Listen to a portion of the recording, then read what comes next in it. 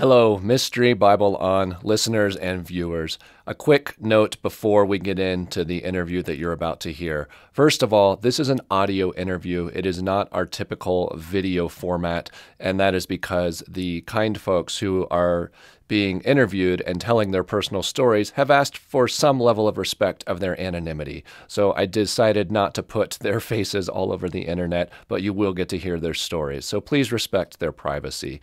The second important thing here is that this is not a story that is for young children. We are advising and asking that you use discretion as far as who is overhearing or listening to this particular story with you.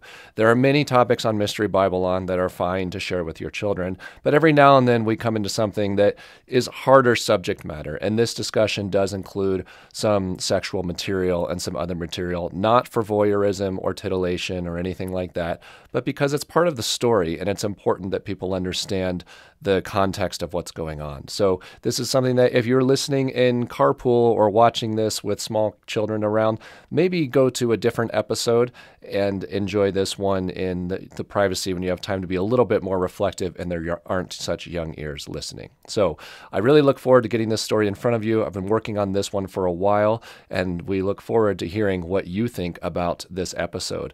Thanks for listening. Enjoy.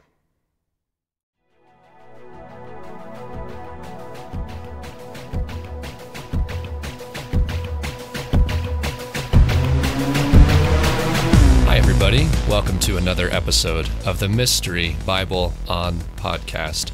If you're watching this on YouTube, then you're probably wondering why you're not seeing video. And that's because for this particular story, our guests have asked to remain anonymous. And so we agreed to not put their faces all over the internet. So we ask that you enjoy listening to their voices and hearing this amazing story that we have for you.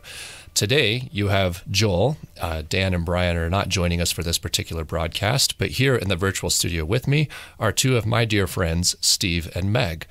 You're going to recognize, if you've been listening to our recent episodes, that Steve sounds a whole lot like somebody else who we recently had on, and that's because they're related. So you're going to pick up on his Australian accent, and if you haven't heard Bethany's story, then we do encourage you to go back and listen to that as well. It's an interesting piece of context to this one.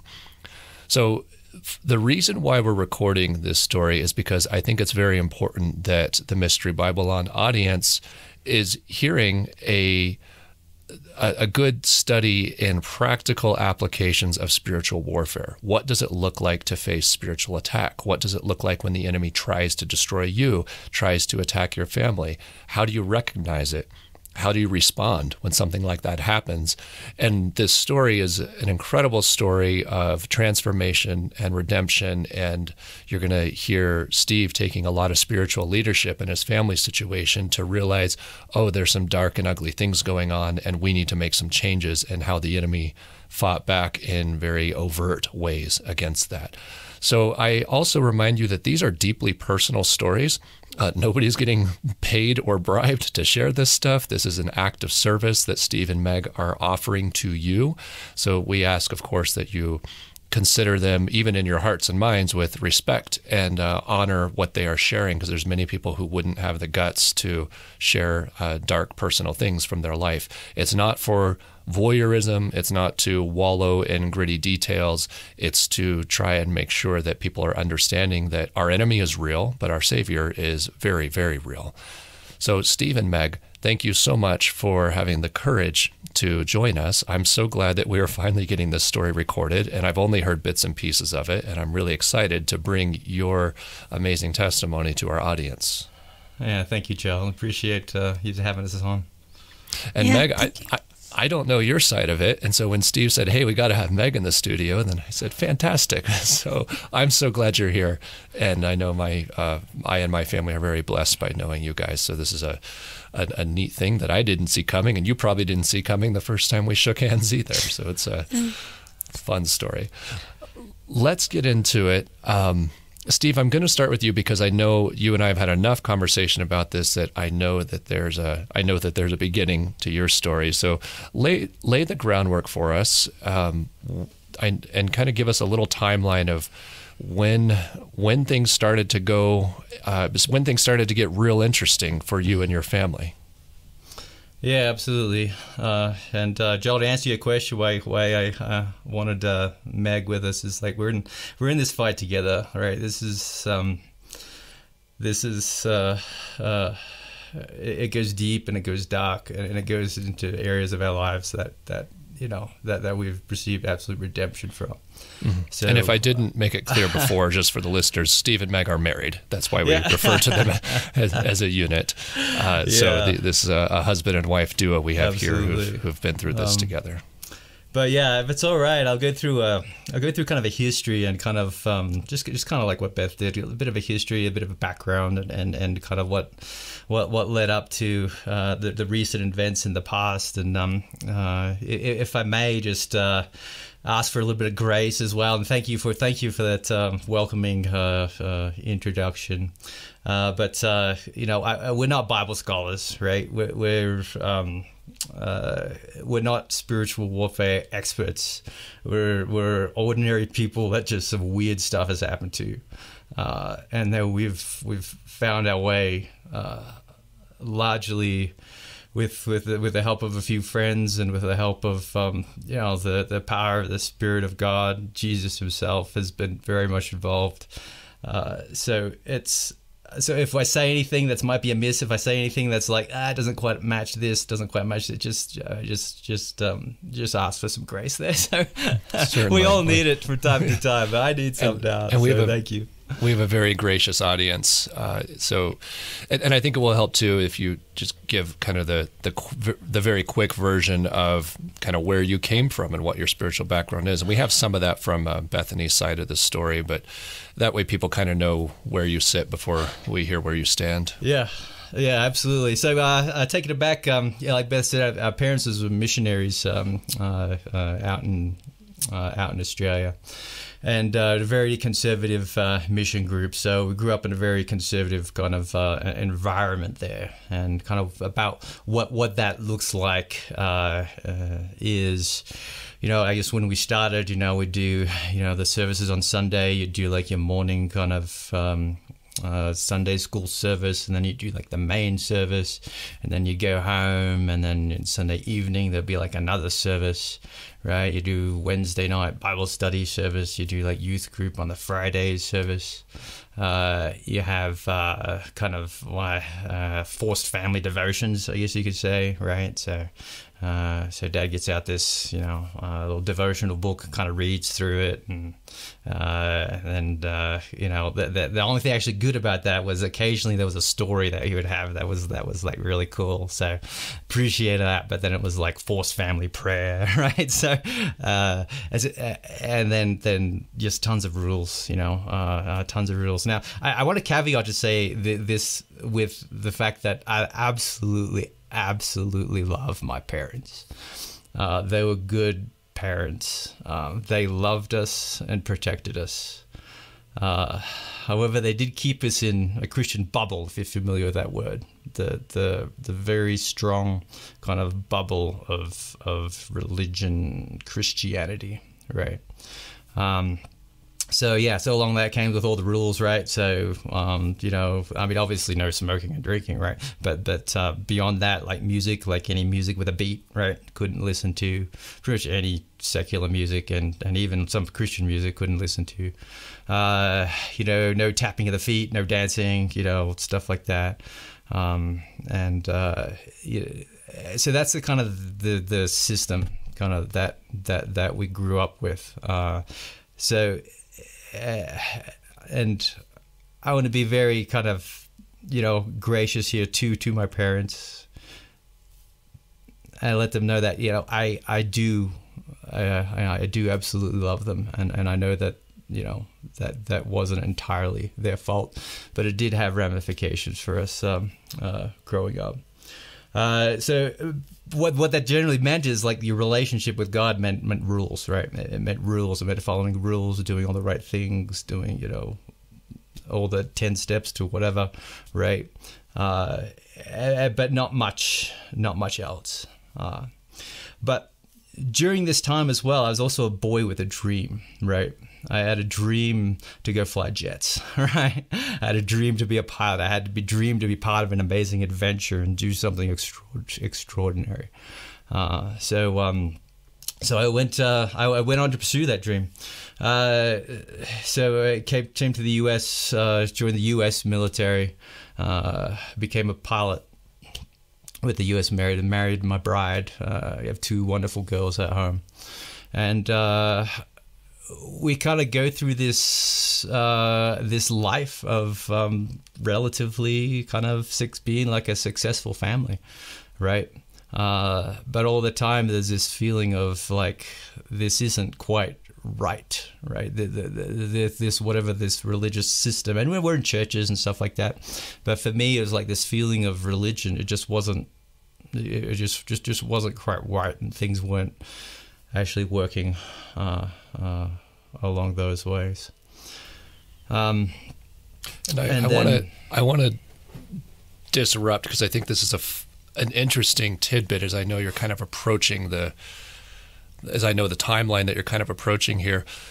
The whole reason I originally thought something happened with Steve and his family, and I need to figure out what it is, because you and I didn't know each other well when this first came up, is our kiddos are in some of the same activities, and I was driving one of your girls in carpool along with my kids, and it was approaching the Halloween time frame.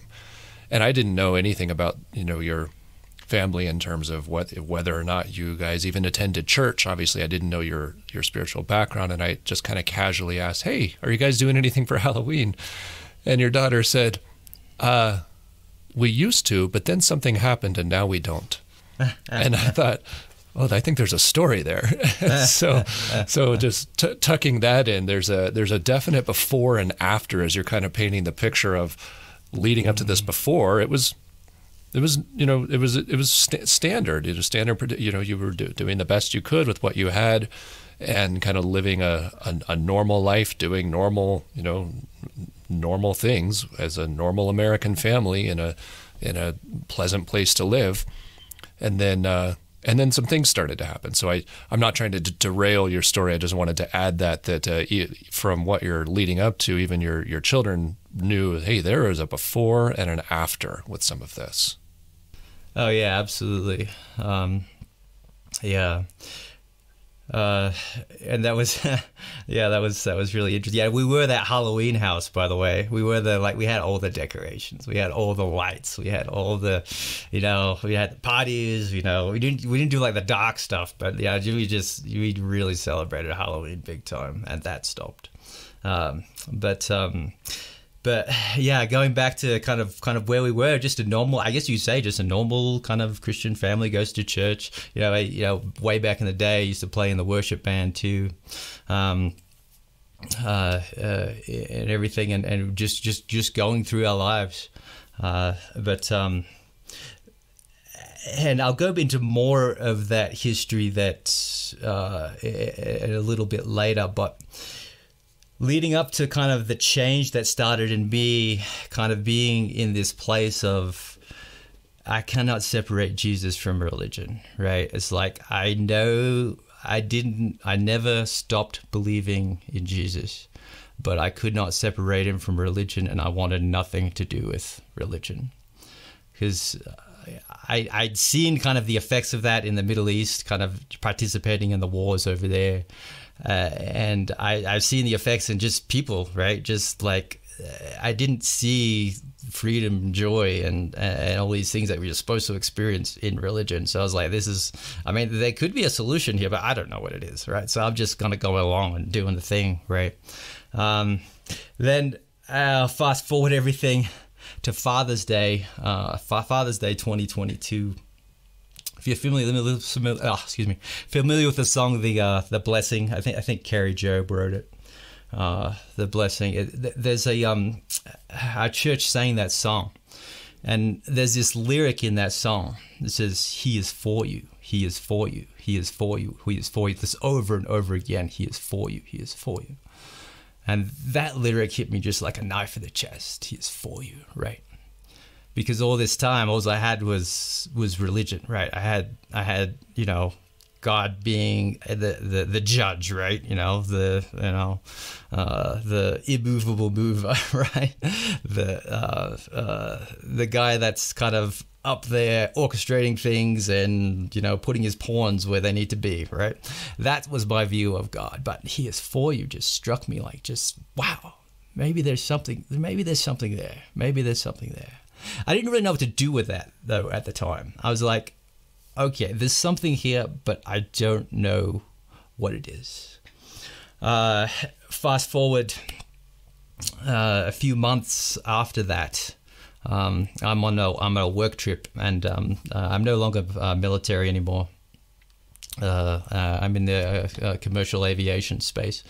But I'm traveling back home, like on a work trip, and I'm in first class, just sitting next to this guy, and we're just having a good time, just sharing stories and chatting about our families, and just having a really good time. And I'm on my way home, right? So just finished my work trip. Happy to be back there, and at the end of that trip, I know he has a couple of kids, so we have a couple little trinkets that we give away to the kids from my company. So I'm like, hey, I got a couple of these little trinkets here. Hey, give them to your kids. And he's like, oh, wow. It's like, thanks so much for that. It's like, let me give you something as well. And he hands me this book, right? This book is entitled Beautiful Outlaw by John Eldridge. It's and I kind of like look at the back of it and like whatever, and it turns out he's like from Colorado Springs, right, which is pretty close to where we're living at the time. And I'm like, oh, I checked this book out. I think I'd vaguely heard of him, right? So I get this book and I start like reading it like a little bit, and it gets me very, very intrigued. But life happens, right? We get busy, and so I make it a point to take it on my next work trip. I take it on my next work trip and I actually leave it at a hotel accidentally, and I'm like, well, I have to buy that again.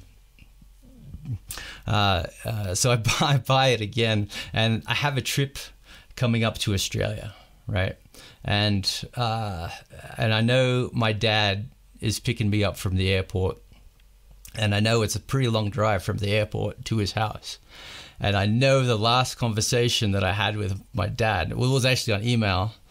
It wasn't mean, but it was tense. It was just like, there is animosity here, right?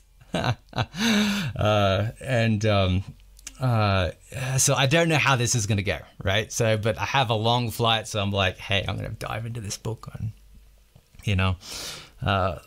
fortunately, I'm lucky enough to sit up the front in the airplane again, so I have a little bit of space and a little bit of time and privacy and stuff like that. I just start diving into this thing. I have it actually right here. It's like, would you mind if I read just a paragraph? Is that okay?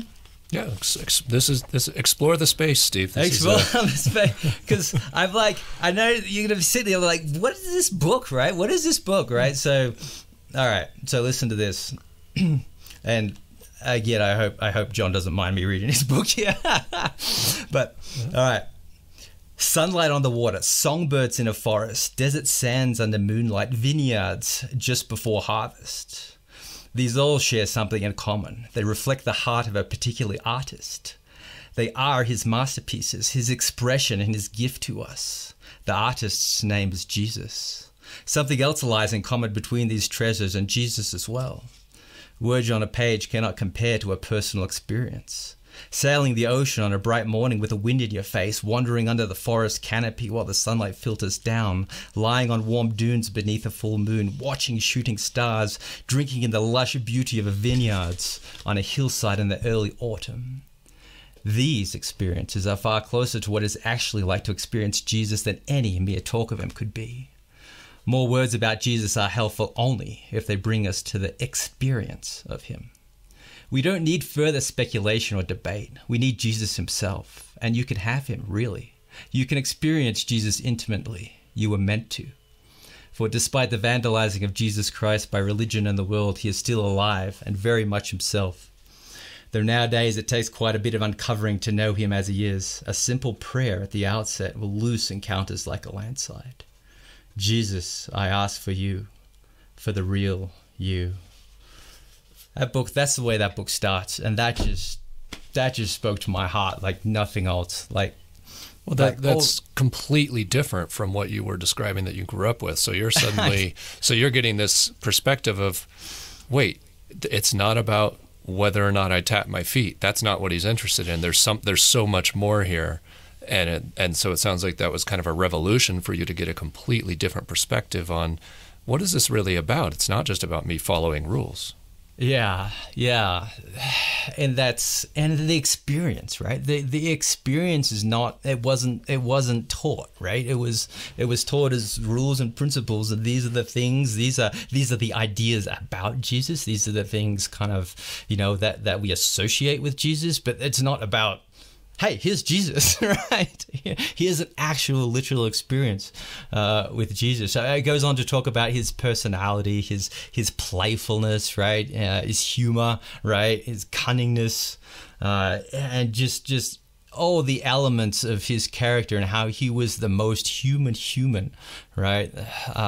That there ever was. I mean, this.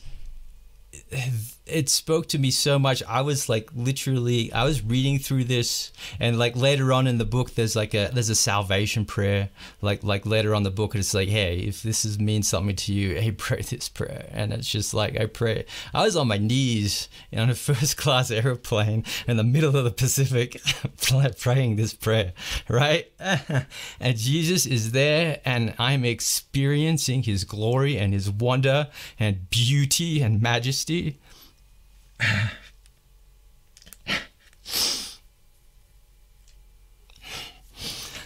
I don't know how to. Hey, love, you better say something. Get me out of here. Yeah, I always prayed that Steve would experience Jesus in the way that I did growing up. And experiencing the Holy Spirit, which came later for Steve. But first when he's texting me while he's on this flight, and he's just telling me like this is just completely turned his world upside down. He's experiencing Jesus in a real way, like he's never ever experienced before. Jesus, the real Jesus.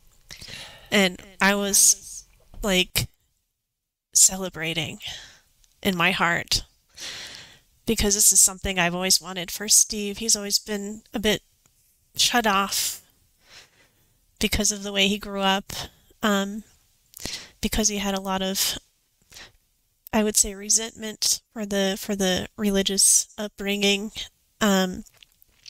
So this was a turning point for him and for us in our marriage and our family. This is where it all began. And yeah, the girls and I were in Australia at the time, and he was coming to visit with us and to see his parents again. For this is the first time since COVID that we were able to go see them. It's been years since we'd seen them, and Steve was like, nervous about seeing his dad after that last email that he had written his dad. And then he told me something really cute. He said after he'd read this book, he's like, I just want to hug him. I don't care about all this stuff. I just want to hug my dad. Yeah. There's such an authenticity to Jesus' love that when we're, as the Apostle John describes it, when we're in Christ or when we're walking in the light, then it does have a way of kind of unlocking a love for other people. And it's not just a general love for like, oh, I love people. It's no, that person specifically, you start to see them the way that Christ does, and it really changes. It really changes things, and he can bring reconciliation and healing in places where to relationships that seemed like they had no business being that close or that warm. So Steve, what you're describing is just a powerful personal encounter And it's one of these things that is ineffable. It's hard to explain, but it changes you. There's a before and an after with something like that. And so you suddenly, through this whole new perspective, you met Jesus when before you had just kind of heard about him like God was this distant being, with his finger hovering over the smite key in your life if you stepped out of line, and instead you're like, no, wait, he has personality, and he cares about me specifically, and he cares about the people around me. We did an episode with author John Burke, and it's called "Is God Funny? Is Jesus Fun?" And and it's packed with stories of people who've had these encounters and walked away going like, he's a person. Jesus he's a real person, and he's awesome, and he's hilarious and affectionate and kind, and all these things that often don't get associated with Jesus Christ when it's just strict religiosity. And and I know so many, and I'm really glad you've gone into that level of detail on that portion of your story, because I know so many people have that kind of perspective on religion. Like, how can this be of God? It's just discouraging and oppressive. And I know people don't mean to do that, but man-made systems do tend to become that way. And there's some value to them. Even the Apostle Paul says there's some value to religious discipline, but that's not the point. And so you had this eye-opening of, oh, I've been thinking about this all wrong, because I was taught just one side of this conversation. Yeah, absolutely. That's a good way of putting it. Thank you. But yeah, Meg's absolutely right. I got off that plane. I gave my dad a big hug. This beautiful time of reconnecting, and it had been a while since I'd seen my family, and it was actually during that trip.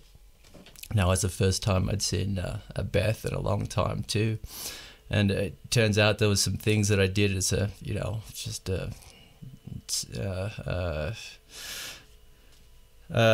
what a stupid older brother, is that the word? But immature older brother, right? I did some things that hurt her, and Beth, just for clarification, Beth, who we've had on for a previous episode, is your baby sister. Yes. And I was able to apologize sincerely, for what it did. So what you're describing, because this is a story of spiritual warfare, and before these spiritual transformations, then you're not on there's no threat radar. You're not having any real spiritual life that's changed. There's no reason for anything dark to be paying attention to you, because you're just living your life. You're just going along, doing the thing, and not rocking the boat. And suddenly, I'm trying to imagine from the enemy's perspective, suddenly the Steve light starts flashing on the radar of like, something's going on. Something's happening over here. Something's changing, because you're waking up to some things, and I can imagine there's a counterattack element in there. That is so true. So true. And it's universal. The closer you move to freedom, especially if you've had some dark things in your past, that they will come back. And we'll get there. We'll get there. Actually, right now we'll go there. So I because I come back from the trip, and then before we get there, a couple things happen. So I come back from this trip, and I'm like in this crazy place of actually being able to talk to Jesus, right? Who knew you could talk to Jesus, right? Who knew that was a thing, that you could ask a question and he'll actually give you an answer, right? This was like a really new, wonderful, amazing thing. I didn't know it was possible. So I'm in this place, and I'll tell you just a couple of really funny stories. One was I had a practice of meditation for years, right? As a while ago, years before I had some issues with my job and I was just in a really stressful place. I went to just a secular counselor and said, "Hey, why don't you try meditation?" I gave it a go, and I was like, "Wow, this is super awesome." If that's all you have, if you don't have any of the power of the Spirit, then it is actually super awesome. But I remember not thinking anything of it, and it's just like an app, like whatever on the computer, on the phone, so nothing crazy. But I remember sitting down to do this meditation, just like I always do. So I'm just getting back to my meditation practice. I literally see Jesus just standing over my shoulder on my right side. Just standing, they're not doing anything, right? It's, no particular expression or whatever. He's just standing there. Have you ever tried to meditate when somebody's standing over your shoulder? It doesn't work. Doesn't work. It doesn't work. I'm like, Jesus, I'm trying to meditate. What are you doing? He's just standing. I'm just like, well, this isn't gonna work, right? Yeah.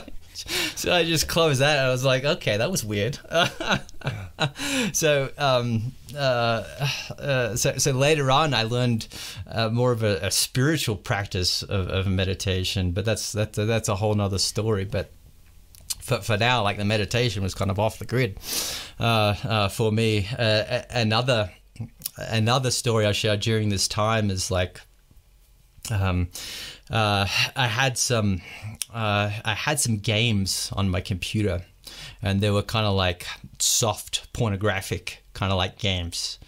So I'll get into more of my sexual background like a little bit later, because it's more comes in more later.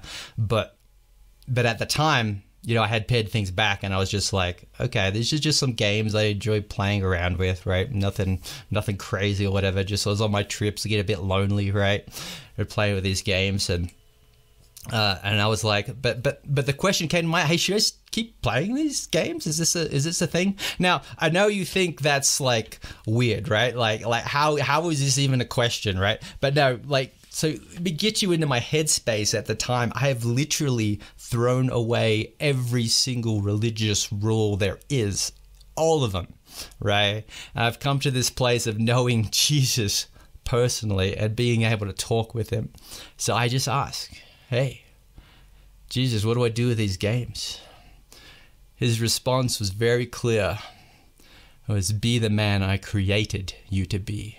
Be the man I created you to be. I later learned on that creation aspect was very important. Be the man I created to be, because I knew that these games, well, I mean, I could still function just fine. It wasn't like, I wouldn't call it so much of an addiction, at least that I would know back then, right? But they were making me weaker. Like, they were taking away pieces of me, right? So yeah, I deleted them all. I deleted every single thing on my computer. And then I guess we go on for a couple months before we actually hit the serious spiritual warfare stuff. I remember, Meg, we were talking about this the other day. I forget how many months were in the timeline between then and then from Halloween. Right, the week before Halloween. So yeah, Australia was March, and then it was then October. So a few months. So it was a few months. So yeah, I mean, those months are honestly a blur, right? Yeah. But it was beautiful time.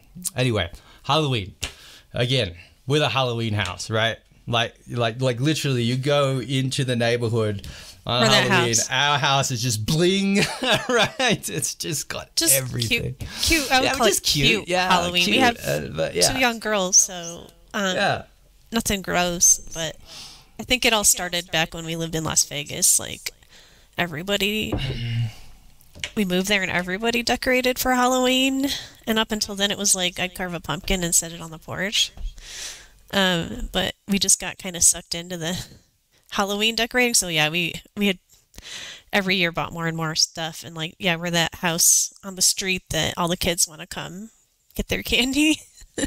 We had what was that? Fog machine, strobe lights, all the stuff. We had already had all that out. We'd already decorated for Halloween at this point. Yeah, so week before Halloween, so we have this tradition as a family that we'll sometimes watch a movie like on Friday nights, and then so you have popcorn and just spend a lot of time just talking with each other, and then so we watched this. There's some action movie, right? This particular night, and afterwards, actually, Meg, do you want to tell this part? You want to tell the part that leading up to it? It's still a little bit foggy, but we had a bit of an argument about something, about one of the kids or something. And something, I forget exactly what, but we began to talk about our families, our family background, like it's kind of foggy. I'm really sorry.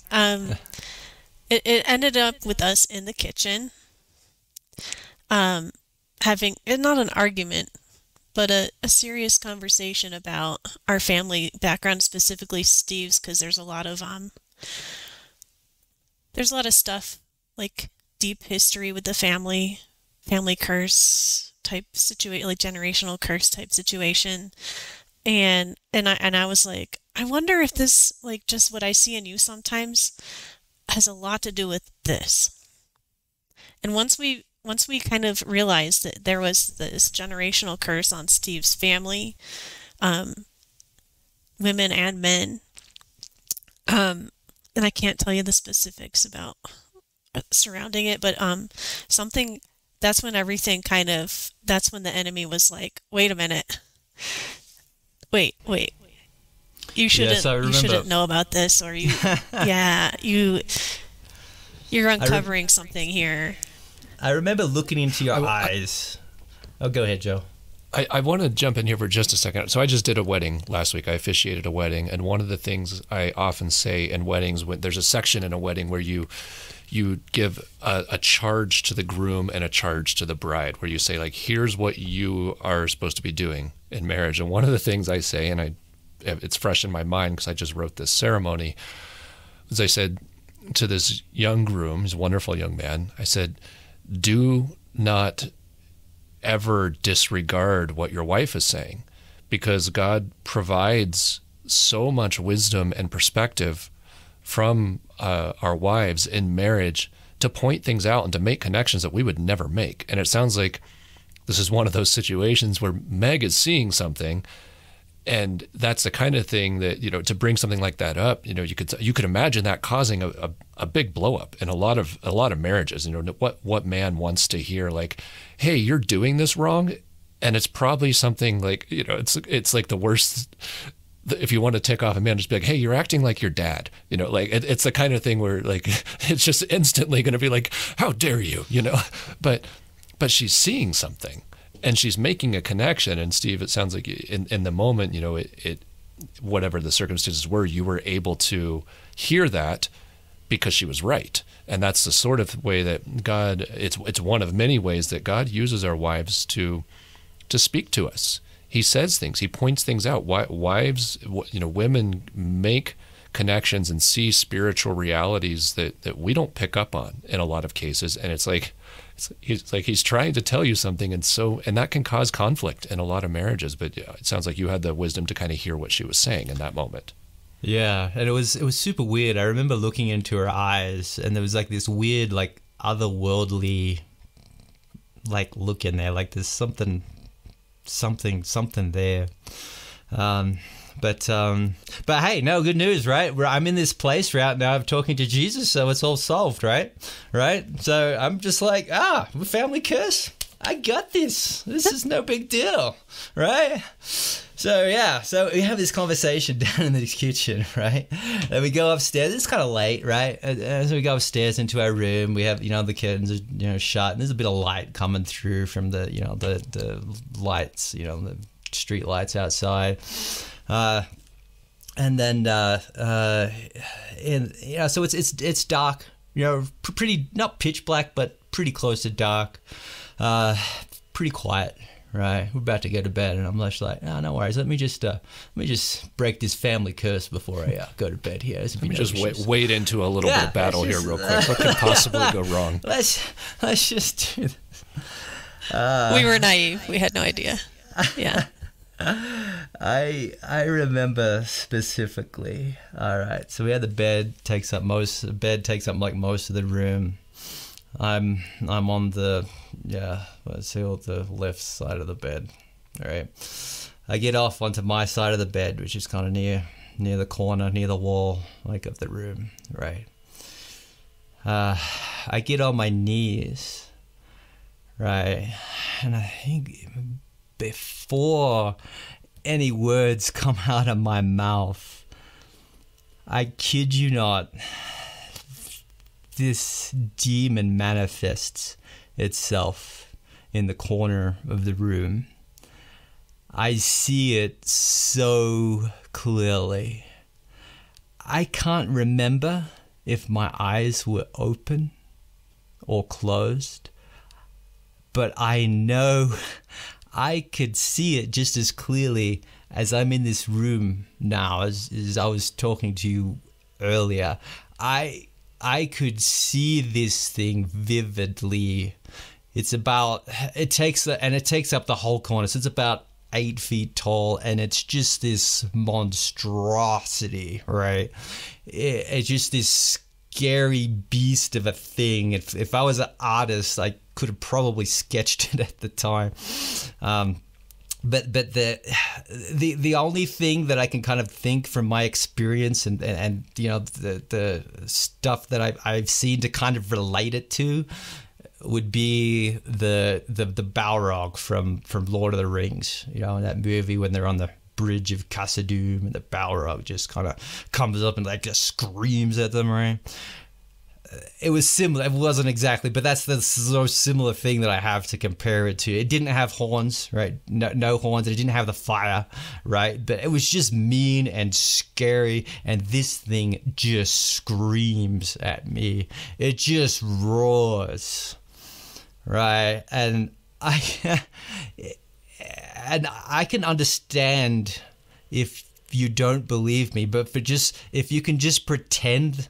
If you just pretend you believe me for a moment, and just imagine what you would do in that situation, like when this something just out of the blue appears and just screams at you. It's just scared the living daylights out of me. It just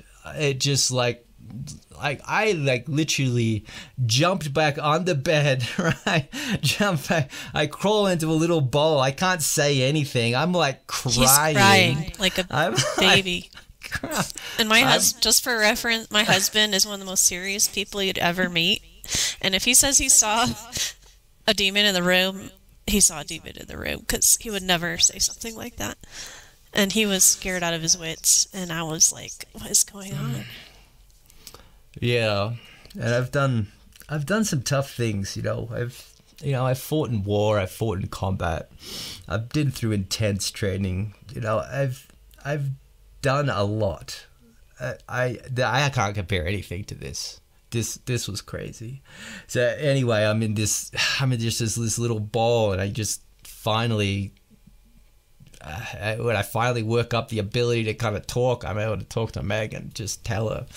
This is what I saw. This is what happens, and I can't see it anymore, but I can still sense the presence in the room. And so we try to pray. We try to pray against it. Nothing's working. So we're like, we need somebody. Yeah, we need to call your mom. Yeah, we need somebody with some spiritual warfare experience here. We're just a little in over our head, so we call. Yeah, thankfully my mom answers the phone, and it's super late at night. It's like afternoon or something there. But yeah, she's able to answer it. And when she answers the phone, she's just like, whoa, this is crazy. We've actually been going through similar stuff here. And Bethany is here praying with us. And I'm like, Bethany? The wild child? You heard her story, right? I didn't know when I met her. I didn't know there was this transformation thing going on in her until that moment. But yeah, I mean, then you talk about spiritual warfare. You get spiritual warfare. People are experienced with it, right? My mom and my sister, amazing, and they pray these amazing prayers. But all the time, it's like I could almost see these prayers just literally like shooting at this thing and just kind of bouncing off it. And it's just like, eventually we just succumb to exhaustion. It's like, I don't know, 2 or 3 in the morning, and we got to do, have our eldest girl's got a cross country, a state meet the next day, and like we're like, oh, we just have to sleep.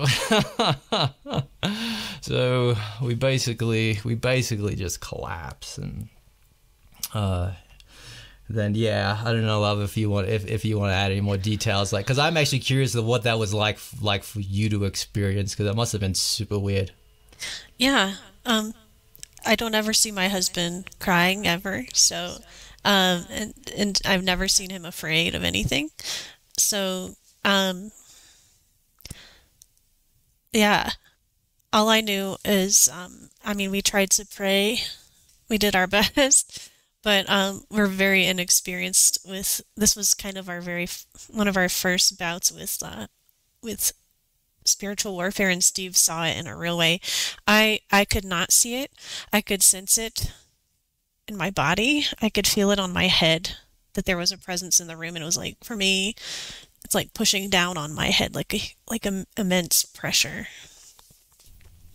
But yeah, we've had experience with Steve's mom, praying with us throughout the years. She's phenomenal. She's very well versed in spiritual warfare and how to pray, and which is so important. And we needed her, and so we called her, and then we got her and Beth and Dad, because they were all praying for a different situation going on where they were dealing with some spiritual warfare in Australia, and it was like we were all brought together in that moment, and kind of since then we've all been living in like solidarity with one another. We have this common ground, and when we have them for a long time it was only them that we could talk to about this, because you can't just tell people you saw a demon in your room. I mean, they'll think you're crazy. So, Meg, that when you describe feeling that physical sense of presence, was that something you had experience with? Did you? No. So that was new for you. That was new for me. Something's here. Something's happening. I don't know what this is, but this isn't just there's something very. You were experiencing something alongside Steve. You were just experiencing it differently than he was. Yes. Like, my experience with spiritual warfare growing up was that, yes, demons are real, they exist, but let's just be afraid of them, or let's just ignore it and not talk about it. They're like wasps. You leave them alone, they leave you alone. Yeah, just leave it alone. And Steve just poked the nest, Oh, yeah. We became aware, and we were being proactive. Yeah. Like, yeah, we need to do something about this. Yeah. And what I'm hearing from both of you is that the fact that you had somebody to reach out to who you knew would take it seriously and even just join you in solidarity, even if they had no idea what was really going on, just the fact that there was somebody else there was really important. And I want the audience to hear that loud and clear, that spiritual warfare, there will be very lonely times waging it, but it's always better if you don't have to wage it on your own. Right. I remember the one thing your mom did say after she prayed with us is that we needed to go through the Neil Anderson book. What's it called again? The Bondage Breaker. Yeah. we should go through that book, which is an amazing book. And then she also mentioned we probably needed to clean house.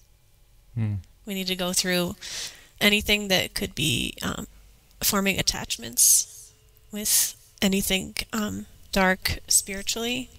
We just had no idea. We had all this stuff around the house, kids stuff, toys, books, games, all the Halloween. We slowly started taking down Halloween, like, oh, let's just take down this. Yeah, let's just leave the sparkly pumpkin. Process. Yeah, the little cute ghost with the little basket was the last thing to go. So yeah. So cute. I think our neighbors probably were like, everybody's stealing your stuff. It's like every day, like something would be missing from the yard, and then slowly it was like just gone. And then we're like, now what do we do? Like if kids come to the door, like we don't have any, I don't know. So you're describing a process of prayer. And Steve, I liked the picture you painted of like these prayers are bouncing off of this evil thing in your room. So you're trying to wage an attack is feeling ineffective, and then you're also saying I gotta bone up on this material a little bit. I need to understand what I'm getting into. So you're reaching out for good resources. I think we linked that book in the description of Bethany's as well, and then cleaning house, meaning, and the reason why this is important, because it sounds very vague to somebody, like, what do you mean I have to clean my house? Well, demonic forces are extremely legalistic. The dark and the light both work, they both interact with our free will. So just like you had to get on your knees on that airplane and give Jesus permission to join you in life. He's not forcing. I mean, he'll persistently ask for permission, but ultimately you have to say yes. On the flip dark side of that, everybody knows you have to invite the vampire into your house. So when you give permission to spiritual things, they respond. And that's why you don't want to mess around with dark and I'm speaking, broadly to the audience here as we just talk generally about spiritual warfare. You don't want to mess around with things that give permission to dark forces. You don't want to be playing, summoning games. You don't want to be playing with Ouija boards, and you don't want to be bringing things into your house that are a symbol of permission, because if there's an enemy that hates you and you invite him into a place where you have legal authority and spiritual authority, which is your home and your family, he'll come in. And so I think that was very good advice from your mom to say, look around and see what you're doing. Look around and see where you're giving permission. Start reflecting on everything and start making changes, both inside and outside, to start shutting these things down. And that's the house cleaning is both metaphor and literal in your case. Yeah, and there was I'll get to the what I believe the reasons are why it was so strong later, but at this point, it's kind of like that next day, like we go to this state cross country meet, right? And I'm just in a daze. I think Meg's the same way. We're just like what just happened? Like, did that really happen? Like, what is going on here? Like, I'm just in this confused state. So we go from this awesome, like, oh yeah, we're in this new place of talking to Jesus, moving to a new freedom in faith, and then all of a sudden that world gets rocked, turned upside down. It's like, oh my gosh, what is happening here? So I remember just being like that Saturday. I get a text, I think it's from my mom, just like, hey, how are things going? Like moms do. And I'm just like, I don't know what my response was, but I know what I was thinking. I was thinking, hey, I'm just drinking a beer and trying to pretend these things don't exist, right? That's into kind of the mental state that I'm in. As far as my work is concerned, I have one more trip coming up for my work before I go into a transition period with some days off. But I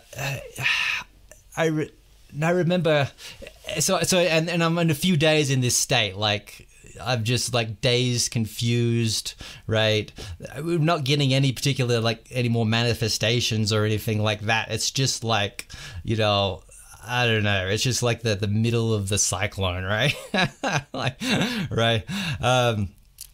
but then, I have this trip coming up, and it's actually in New York. So I'm actually staying in Manhattan, kind of down there. And I remember going onto this trip. I was like, listen to worship music on the way, and I'm just thinking about how to proceed. Like, where do we go from here? And I remember we get into the hotel. It's like super late at night, and I don't go outside because I feel it's pretty spiritually dangerous for me to gotta go outside Manhattan at night on the weekend, right? So I stay in the hotel, and I'm like, I'm just gonna hit the gym, right? So I'm just thinking about things like in the gym. I'm just hitting every single weight that I could possibly go on, like cardio machines, right? Every single thing that's in there, and this war is raging in my head, right? The two conflicting powers, or I could say fears, right? Two conflicting fears: fear of failure. What if I don't get control of this? What if I cannot protect my family from this evil, right? What will happen? Second fear of success. What do I need to do to be able to defeat this force? Do I have to become one of those religious rule-following kind of people? One of those people, in the church, with the pretty things and the suits and the right? Is like, is that? Do I have to? And I mean, I just went through this stage of like almost like detesting those kind of people. Right, and I'm just like so there's no good option. I'm just torn. And I'm hitting every single weight machine trying to search for an answer, and it just feels like just my head is exploding in warfare. Right, and I'm just I get about 2 something hours in, and I'm exhausted, right, and I'm like, I have to go to bed, and I just do this one more machine, right? So I get on this one machine. I was just a sit down machine, so I get on this machine, and I look up on the wall, and there's this mural on the wall. And for some reason, for the past 2 hours of being in this same gym, I had not seen this mural on the wall. This mural says, "Game on." Game on, right? So I read that mural, and I swear Jesus laughs. He just laughs. He's just like, and I laugh. I'm like, game on. Of course, game on, right? None of these questions matter. It's game on right now. It's time to defeat the darkness. Don't worry about these results, right? It's time to fight, right? So right there and right then, I know that we're going to fight whatever it takes. I don't know how it's going to end up, but I know that we're going to fight. You sent me a picture of that mural. I did, yeah. And I was like, all right, here we go. And I remember, my sister's there. I'm texting my sister at this time too, and like, I remember. Oh man, I should see those text message threads. That would be funny to look at right now. But it's like, I just remember telling her that, say, like, the dark isn't gonna know what it's gonna hit it. We're gonna tear him apart, right? Because I'm a soldier. That's what I do. So yeah. So I make the decision right there and right then to fight, and then we make it right, to fight. So I come back home from this trip, and so I have several days. I have it was just God-given timing that I have almost a week of not having to go to work, right? So this, and we call this spiritual warfare week for our family, because that's when it was started and happened in earnest. So I think the kids were in school still at the time. So so I was doing, during the day, I was doing stuff around the house, right? I'd go for a run, and occasionally, we'd pray. and stuff kind of throughout the day. When the kids come home, help them out with homework, pray for the bedtime and stuff like that. But then where it really started for me was once the kids went to bed, right? So once the kids went to bed, I got down and the downstairs, and our house at the time had a downstairs area with a fireplace. So I got downstairs in the house and I would play worship music.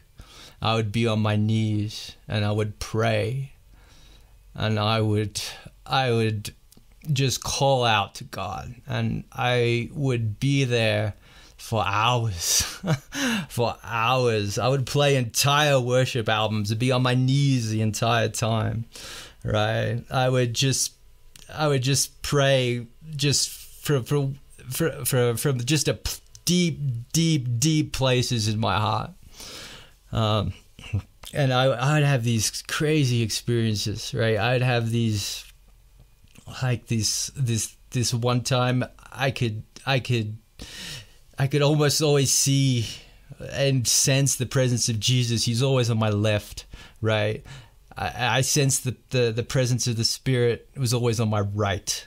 And there was one moment deep in prayer and worship that I sensed the power of the Father himself. The Father himself was from straight above.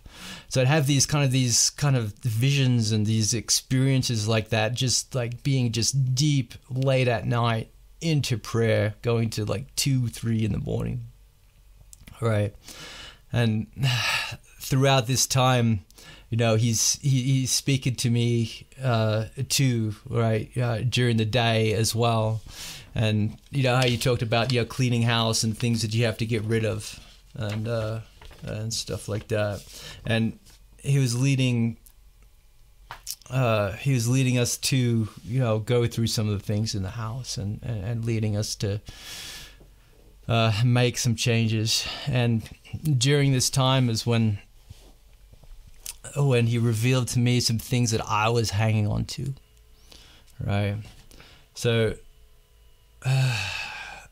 some things that I was hanging on to was my kids, right? I didn't want to release them to Jesus. They were mine. They were mine to protect and to love and to care for. They were mine, not his, right? But no, I had to release them. I had to release them and give them up. I had to release Meg, right? I had to, and we'll go through some more of that here in a little bit. But I was holding on to her too. I was like, no, she's mine to fix, right? She's mine to, I don't know if control is the right word, but she's mine to, to my problem to solve. That sounded terrible. I'm sorry, love. It came out so bad. Oh, there's a deep history here.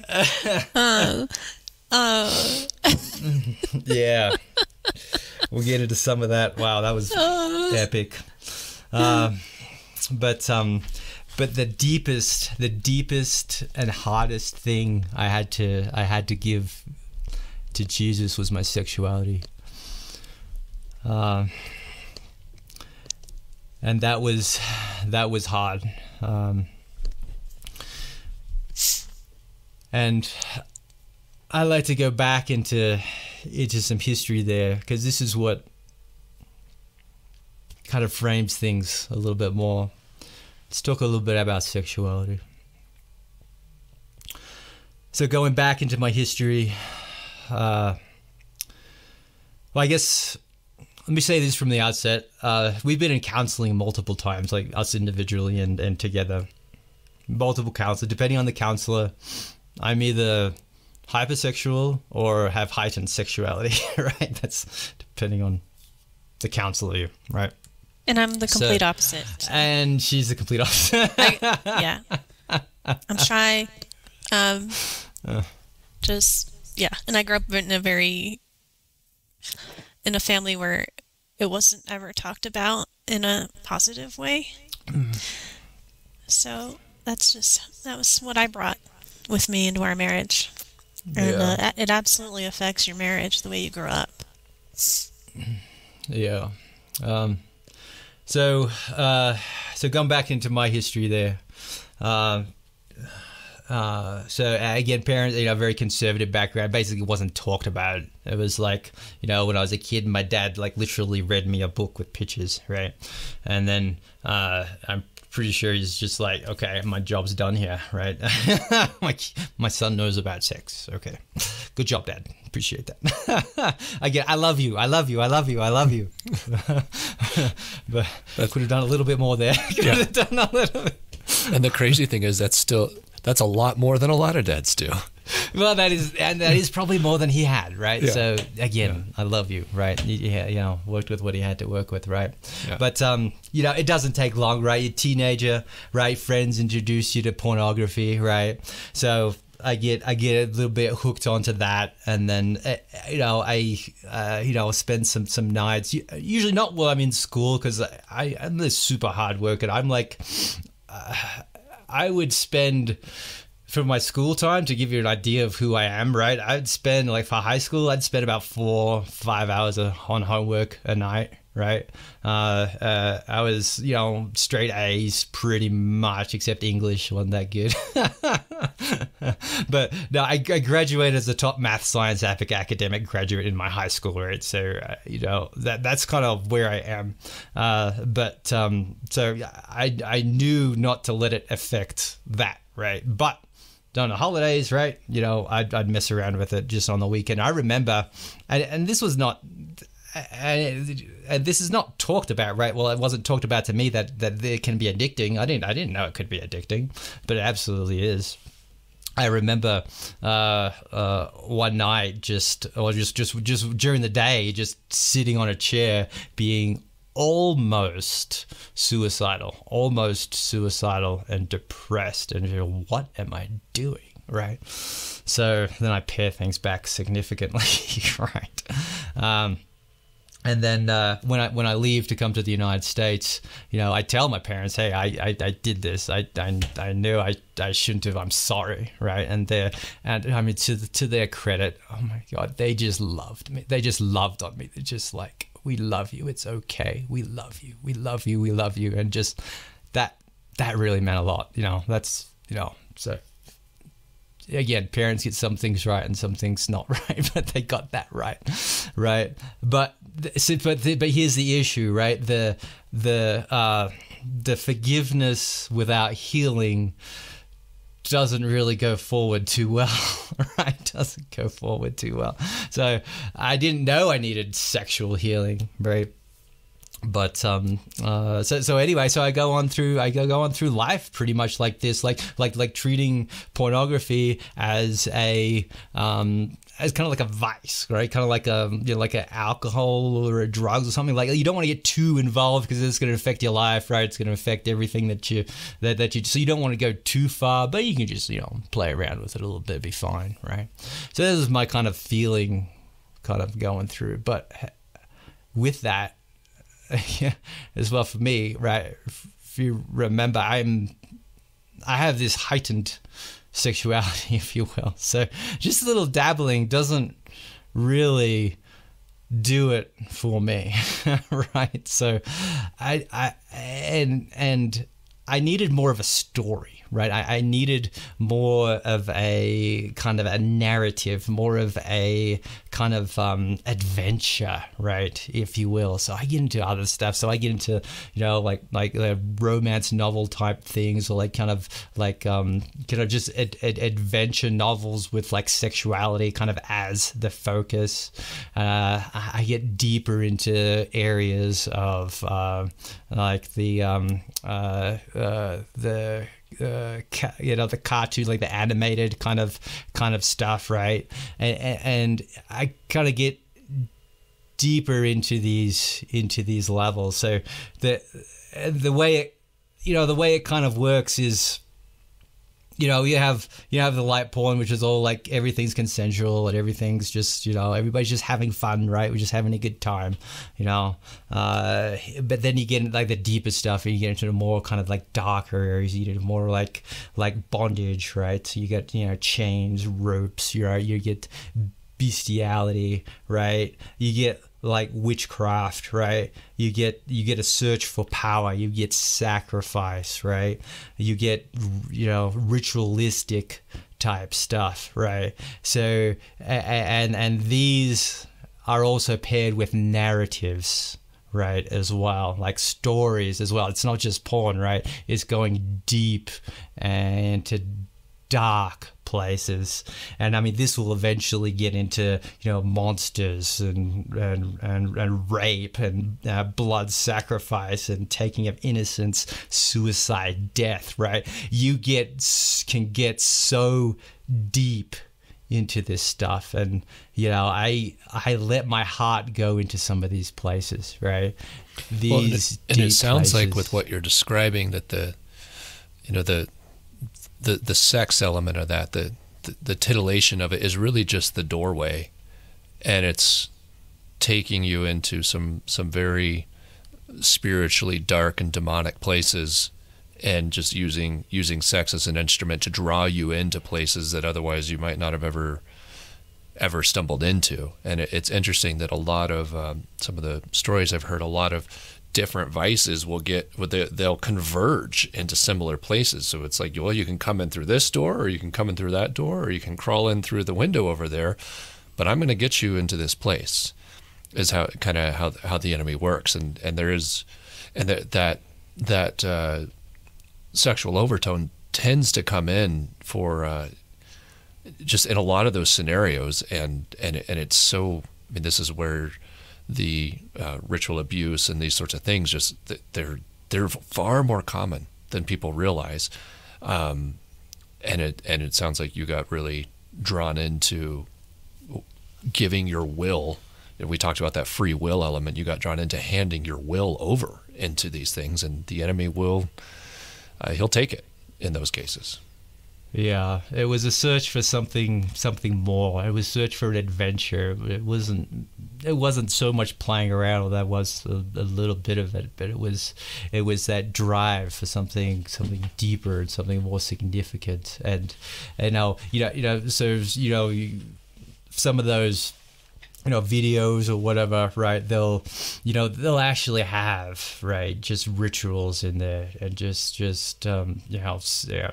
sacrifices, and I mean, it's just like, I think about it now, it's just insane, the depth that goes. But what I didn't know at the time is that's actually creating demonic attachments, right? Every time you're like, oh, that's kind of cool, there's like a demonic ritual going on that you're actually seeing, right? It creates. I mean, you could say that those things are actually demons, right? Those are actually like demons that are being portrayed in these like animated videos. And when you're engaging with those things on a sexual level, you're offering yourself as part of the participation there. So it's a consensual participation in these things, even from a distance, even if it's just through a screen. A lot of people don't realize, like, no, you're not isolated, and that you're not cut off from the spiritual realm in these participations. You're offering your will and your body, and there is an actual offering that's happening as you participate in a ritual like that. Yeah. And a lot of us are searching for that, that alternate reality, that just like what that next level, that transcendence, right? That different experience. And guess what? It does. It exists. It's much better on the other side. Yeah. So, and throughout that time, getting into some of that, I realized some of it's just like, okay, this is not cool, right? This is not. So I do pare some of it back, right? And but throughout kind of like this time, like our marriage is also going through some interesting issues as well. So after we got married, I just thought after we got married, right, the sex would just get better and better, right? That's because that's what happened after you get married, right? It just gets better and better. But I didn't realize that with kind of both the hurts in my past and the hurts in Meg's past, that we were just getting more distant. Just more distant. I just felt she was just getting more distant and distant and distant, and I would just be hoping, that at some point that she would come around and be like, "Oh, yay, let's explore some more sexuality with you," right?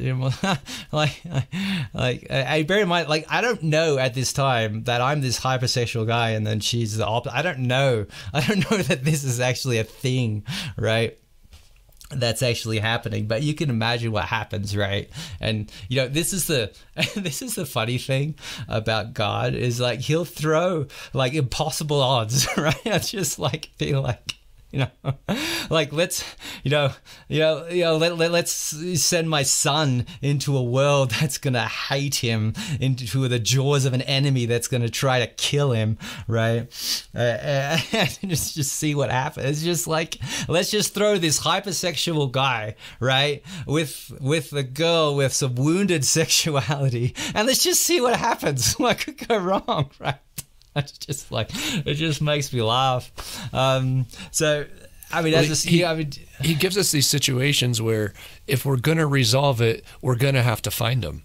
If we don't find him, it's not gonna resolve. I say this, I've said this from the pulpit. I go, it's a setup. We're set up to we have to come to the end of ourselves. It's the whole world is a series of setups to teach us what kind of God he is, and to force us into a scenario of having to decide if we're going to give it to him or not, if we're going to choose him or not. And so it's your marriage is an absolute setup where he's going, yeah, this is you're not going to be able to do this on your own terms. You just absolutely cannot do this on your own terms. And here you are saying, oh, well, surely this is the way to intimacy, when really that it's the inverse of that is you build intimacy in order to develop intimate sexuality.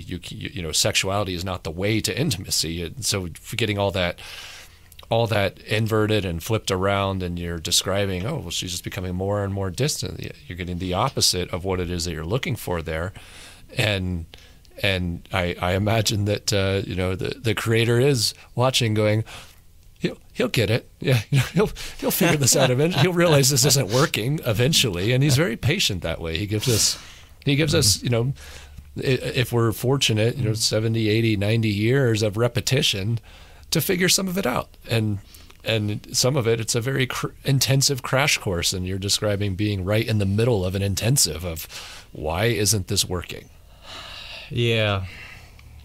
So, I mean, you can imagine what happened. We drew, just more and more separated, and instead of being strong, one of my failures I can look throughout history is just not being strong when I needed to be strong. Going back to that example with when I hurt my sister when I was younger and immature, what I should have been is a stronger older brother and protected her. I should have protected her. I did not protect her. It was a failure of my strength. Back to the man you were created to be. Exactly. Be the man I created you to be, and you're identifying those areas where you came up really short of that. Exactly.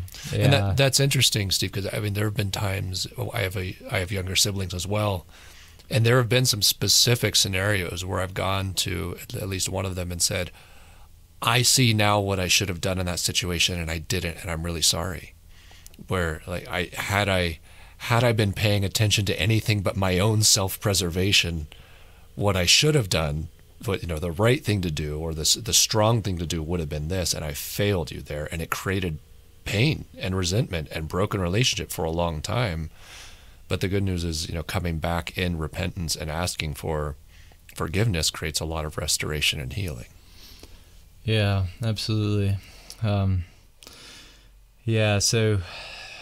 you can imagine where that path initially kind of led, right? So we get more and more distant, and I'm thinking, there's absolutely no way that I could get sexual satisfaction from my marriage. It just isn't happening, right? So I make up my mind that I'm going to cheat on her at some point, right? And then, I was in the military at the time, right? And by the way, in the military, somebody cheats, it's like a Tuesday, right? It's not a big deal.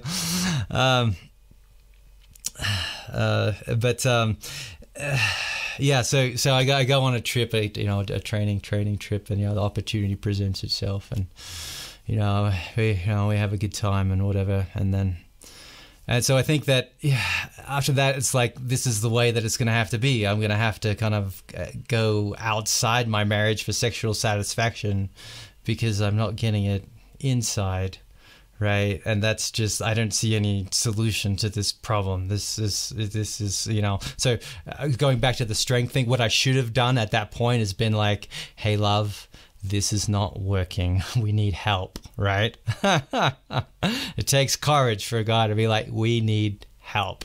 Absolutely, right? Because the pushback is going to be, right? There's going to be like, what, right? But no, you need to have those hard conversations. So I needed to be strong there. I was not. But I came up with a solution, right? I came up with my own solution. Let's just see how this works. You can guess how well that worked, right? Right. So I come back, and I just feel like just pieces of me are just like being torn out, right? I just don't. It doesn't feel right. I thought I could have this other life and then come back and then have this married life and then do another life, but I just like, it's just like literally it feels like pieces are just getting ripped up, I'm getting ripped apart. And, eventually, Meg's very perceptive. And, she starts to figure some things out. And then finally I just get sick of hiding, and I'm just say like, yeah, I did this. I cheated on you. Right. And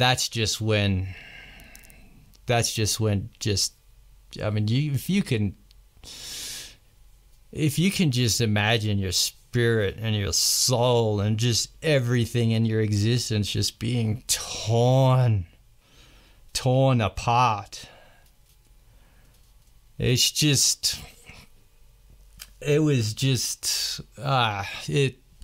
don't really have words. I don't have words to describe this. This was about 7 or 8 years ago now, so it doesn't hurt me anymore. But yeah, it's a woman's worst fear, right? To be basically abandoned. And it was gut-wrenching. And I felt alone, right? Because we're in the military. And the thing is, yeah, this happens like every other Tuesday. But also, if your superiors do find out about it, and that it was another military person, then there are repercussions. And I feel like if I stay with Steve, this is going to affect me if I get him in trouble, which is absolutely what I would have loved to have gotten him and this woman in trouble, just because, revenge or, whatever.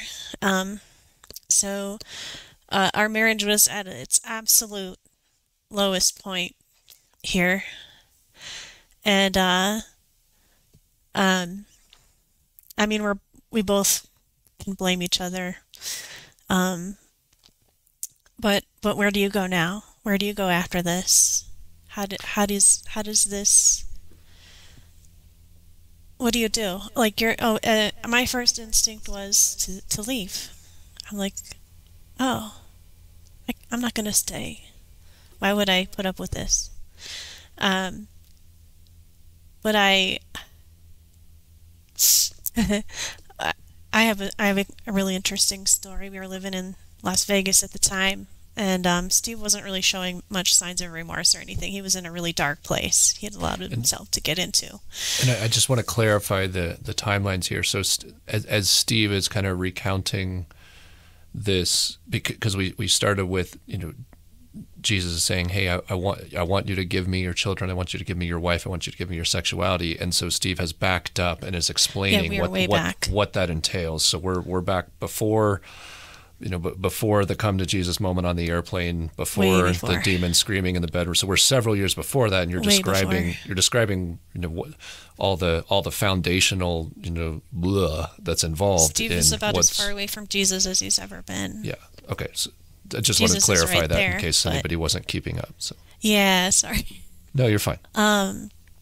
So your marriage is at this breaking point, and this is still years out from Steve picking up the Beautiful Outlaw book. Yes. I'll just say Jesus met me one night at church. I went to church all by myself, and I didn't know what to do. But I walked in, and on the stage it said, "Thankful," in big giant letters, because it's around Thanksgiving time. Well, it's after Halloween and Thanksgiving time. Halloween. What do you know? And I was like, I don't feel thankful at all. Like, what am I doing here? Why am I here? And then they start singing this song about how good God is, and you're a good, good father, I think. And I couldn't sing it. I'm like, I can't, Jesus. I'm standing there, and I'm like, I can't sing this song. I don't feel it. I don't feel it. I don't feel it. But Jesus said, it's okay to just stand here in my presence. I see you. And I hadn't heard Jesus speak to me in a long time. Because I was far away from Jesus, even though I went to church every week. I wasn't close like I used to be. But from that night on, Jesus was pursuing me, and I was pursuing Jesus, and I knew Jesus wanted me to stay and fight. And that's what I did. And we went through counseling together. And one night in the kitchen again, we have all these conversations in the kitchen. We were just talking. I was like, Steve, you used to play for the worship team. Like, don't you feel Jesus? Don't you feel him there? And then I started talking about his grandma. He lived with his grandma way back when he first moved to the United States. And she's a prayer warrior. She was a mighty woman of God. And that just kind of was a breaking point where he just like went from being like in such a dark place and not remorseful really at all. It was like, I don't even know who this guy is. Like, and I'm like, I don't know if I could stay with that guy. But it just shifted in that moment. Like something broke in the middle of the kitchen, and he's weeping and he's realizing what he's done. And then from there we were able to seek healing, and it wasn't an overnight thing. It took years, and I was still always praying that Steve would experience Jesus in a real way, like I always have. And it was years later, like 7 years later. All those prayers. Yeah, at that point I like to think of it like we're both hanging on to like this thin thread. Like I'm like thinking there's no way I'm gonna be happy in this relationship, but I'm not gonna leave. I'm gonna stay. If she leaves, that's fine, but I'm not gonna be the one to leave. And then I think she's thinking the same thing. It's just like I need to stay. No matter what, we need to stay. So there's this you think of this thin rope that we both like got our little pinky fingers on, like just holding on to this thing that we didn't let go of just because we knew. And I think, going back to, I said all that, the stuff about my parents with the religion and stuff like that, and that did affect me. But, one thing that my father did have an extremely positive impact on me was just that dedication and that willingness to go through with the hard things and doing what is right, even if the world is against you, right? So that principle I also learned from my father. So yeah, thanks, Dad. Appreciate that. But anyway, so so we go through counseling. We're trying to get things sorted and fixed with the relationships, because we still have our opposite sexualities, right. So I'm like, oh, that's fine. I'll just read a few books, right? We'll just figure this out, Like, once again, we'll just like kind of, I got this. Don't worry about this, right? I got this covered. So I don't know how much books I read on sexuality, right, and on relationships, and like I like these programs. I'm like, oh, check this program out. Hey, you should try to read this book. To fix me let's fix Meg, because she's obviously broken, right? And I was a broken person. Yeah. And he's very patient, but always trying to fix me. And so slowly but surely he was kind of putting me into a box or a cage, you know what I mean? Yeah. Like, this is the Meg we're trying to, Yeah, this is the thing that we're trying to make. We don't quite have this, so let's just kind of move it this way and this way, right? Let's make, let's just, solve do this whatever we can to get relationship, her, right? Yeah. Solve this relationship. So, but we weren't inviting Jesus into that place. No. And it wasn't working. Yeah. And then there's a lot of good things in these books, right? But nothing is working. I was like, how is not all the popular science I can get my hands on working? It's just nothing is working. So that's in that kind of place in our relationship when Beautiful Outlaw hits. Right, we're still like, so I'm not cheating on her. I'm doing very limited, No. I'm playing with my little games or like whatever, right? So I'm outside of the really dark place, right? But I'm not in the Jesus place, right? We're trying to fix it, right? I'm trying to fix it. Occasionally is still okay, and me, I'm like, it's not. It's so damaging. He didn't see it until Jesus. Yeah, so it sounds like you're in this very negotiated equilibrium, but it's not life. It's this equilibrium of problems where nothing's spinning too far out of control, but you haven't. But you know that this isn't what this is really supposed to be. Yeah, absolutely. And by the way, I want to say I really appreciate and admire you sharing this, because these kinds of marriage issues, they happen a lot and nobody talks about them much. I was in the military once upon a time, and I've seen this story play out several. In fact, I was one of the closest people in my life, very dear friend of mine, signed his divorce papers yesterday, and it was because of infidelity on in this case, on his wife's part, multiple times, and they did all the things, did the counseling and the books, and it doesn't work unless a miracle can come into that situation and really bring true redemption. You can get to a negotiated equilibrium, and they did for years, but without and that's one of half a dozen of those stories that I know just in my very personal close circles and networks. And I'm sure, Steve, with your military background, I'm sure you know several versions of this story playing out. And it's not just in the military, it's everywhere, and every marriage faces their challenges. So I really appreciate you all being courageous to kind of share this really sad and difficult part of your marriage relationship, and knowing like this doesn't put me in a good light. That I can't be the hero in this story, but it's really important that people hear that Jesus can fix really, really broken situations, but he doesn't just come in and say, here, let me give you a little help over here or over there. He comes in and says, let's absolutely clean house and redo everything. And it's a big, big process. Yeah, absolutely. It's like, I think marriage is like one of the hardest things to work. Like, first of all, it's hard to survive, and those that survive, it's equally as hard to be happy, right?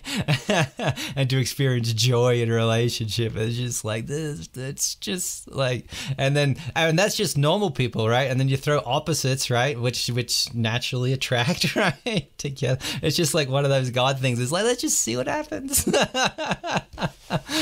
and there's amazing things that can be experienced there. Amazing things. So that kind of, I apologize for the disjointedness of the story. I kind of went back and forth here. No, we're good. We got it. We're all tracking, so we're good.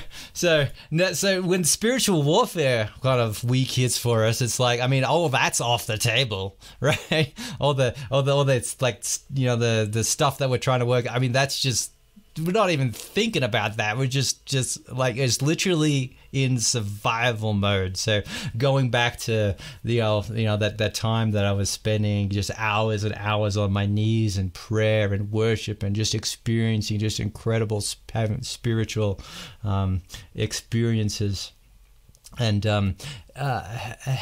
then throughout that time there's there is a couple of would you be interested in a story? That time? Yeah, this podcast is long format. You're good. Yeah. Like, I don't know to go too long here, but there was I remember when we were talking about getting rid of things, right? So during the story, during that period when we were getting rid of things, we were going through our movie collection. I see a group of movies and I'll think, all right, I need to get rid of those, and I'm like, no, I like those movies, they're fine. I just close it. I just close the cabinet, start to walk away, and the Spirit of God's like, tap tap tap about those movies. So I'm like, oh, okay, I have to do it. So I open this up and I grab this stack of movies and I go to Meg and I'm just like, I have to get rid of these. And then she literally like cries. And she's like, I've been waiting for you to say that for so long. So we have this beautiful moment together. But about these beautiful moments, right, the enemy always has a little nick, right? So then she goes to me and she's like, yeah, you should probably get rid of the books too, right? Yeah. And that's when the resistance starts, right? That's when the resistance starts. It's just like, she's telling me to get rid of my books? Right? She can't do that. How dare you?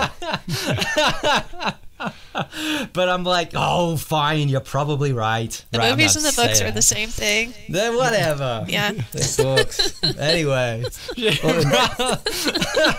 And Meg, it's funny because I can't tell you how many times in my marriage where I've gone to my wife thinking that I had this idea of something that I need to change, and she's like, yeah, I've been praying for you about that for a long time, and you finally but it wouldn't have been the same if she had, if 6 months earlier she had come to me and say, I want you to make this change. That's, for whatever reason, it doesn't work very well that way. No, you can't tell them what to do. You just no, definitely pray. Not. Yeah. But that prayer and that trusting that when you're trusting that God is working on your spouse and you're joining your Creator in that process and saying, here, I'm advocating for my spouse and I'm praying and battling on behalf of my spouse to see these things change, and then they do, and that's a beautiful thing. Yeah, absolutely. Anyway, so I get rid of them. I throw them all in the bin, whatever, and then I'm like, the movies and the books. Yeah, the movies and the books, right? But I'm feeling frustrated. Like, I don't want. It's like, what are you telling me to get rid of my books for, right? So I'm frustrated, right? So I'm like, what do I do when I go for a run, right? I just go running, right? So I go off running, and I get these frustrated feelings in my head and like whatever, and from my house at the time. When you run, it goes like the trail that I ran on. It was like one of those biking trails. It just goes it's all just downhill. It's just all downhill. So I'm just frustrated running downhill, right? And then I forget that I gotta actually turn around and run uphill at the end of this thing, right? Which I know is something that you could appreciate. Yeah. So. I get down to the end of this hill, and I'm sensing I'm sensing the Spirit of God, right? And I'm sensing that He has called me to be a warrior in this aspect, right? He's called me to be a spiritual warrior. So I get down, so the end of the hill is like the end of our like subdivision. It might be like a mile and a half or something, not that long, 2 miles. So I get down on my knees, like in front of like in the sign for the subdivision, or I was right there, right? There's roads like right there. So this is not the private-ish. It's not that private of a place, right? But I get down on my knees and I'm just like, all right, Jesus, I'll be a warrior, right? Make me a warrior, right? And then I turn around and I go back up the hill and I'm like, oh God, this is going to be painful. So this is just a few days after the New York, right? In Manhattan. And so the reason I wanted to go to Manhattan is so I could run around Central Park, right? And I know you've done that before. It's like really fun run. And it was like fall. It was beautiful. It was gorgeous. Absolutely gorgeous. So and way further than you think. You're like, oh, go for a run in the park. 11 miles later, you're like, where's the exit to this park? I think you got lost. That's exactly what happened, right? I've been lost in Central Park. Like, this park goes on forever. Because I planned my route out. Like I spent the time over like planning, because I don't want to do the main trails. I want to go off on the kind of little kind of fun trails and stuff. Yeah, that's a lot of mileage in there. Yeah. It's like, and then I plan to come back, but and I wanted that main trail coming back. But in Central Park, they've got the 2 giant loops right on the north-south and the south side. So I'm coming back on that north side, and then I'm like, I didn't realize, but I actually went back around, and I'm like, this looks familiar, and I'm like, oh man. Why is there an Egyptian obelisk here? How far have I gone? So it was, I don't know how long. Yeah, I don't know. It must have been 8-9 miles. It was a lot more than I was planning on the run. So my legs are tired, right? So I'm coming back and I'm running uphill. My legs are like super tired, right? So I'm running up this hill and I'm just like, so now you're back in Colorado Springs. Your legs are tired because you're still recovering from that other run. You've run down the hill, you've had your prayer time, and now you're trying to head back up to your house for 1.5 miles uphill. Yes, thank you. So going back, and I remember I was this hill comes to like a little rise, and I was like, okay, I'm just gonna take a break once I get to this rise, and I'm just exhausted, right? But I run past like this older gentleman, and he like waves at me, and like for whatever reason, it just sucks the energy, like just all the energy just dissipates, and it's just gone. I don't have anything, and I'm just like, good. I go straight almost instantly to a walk, and I'm like, oh God, I just lost everything, right? And I'm like, so I just like walk to the next rise, the next hill rise, and I'm like, I almost just like under my breath, just like not expecting any kind of response, but I'm just like, say, hey Jesus, you better take it from here. To my utter surprise and joy, he responds, and he's like, all right. He's like, you see that next hill, right? Because there was another hill after this one. See that next hill? Watch this. I start running. I have so much energy. It's insane. I could not have stopped myself if I had tried. I run up this hill. I just crush it completely. I just like, where did that come from? I get to the top of this hill and I'm like, it's like, how about we do this together from now on? And he's like, that sounds perfect. He just laughs, and it's just like, it was just this kind of just beautiful moment of just everything just sucked out of you, just be like, bang, right back into it, and just so unexpected and beautiful and funny, right? It's just like it just makes me laugh. Well, and there is something so that is so like Jesus. He wants to do the things we do with us.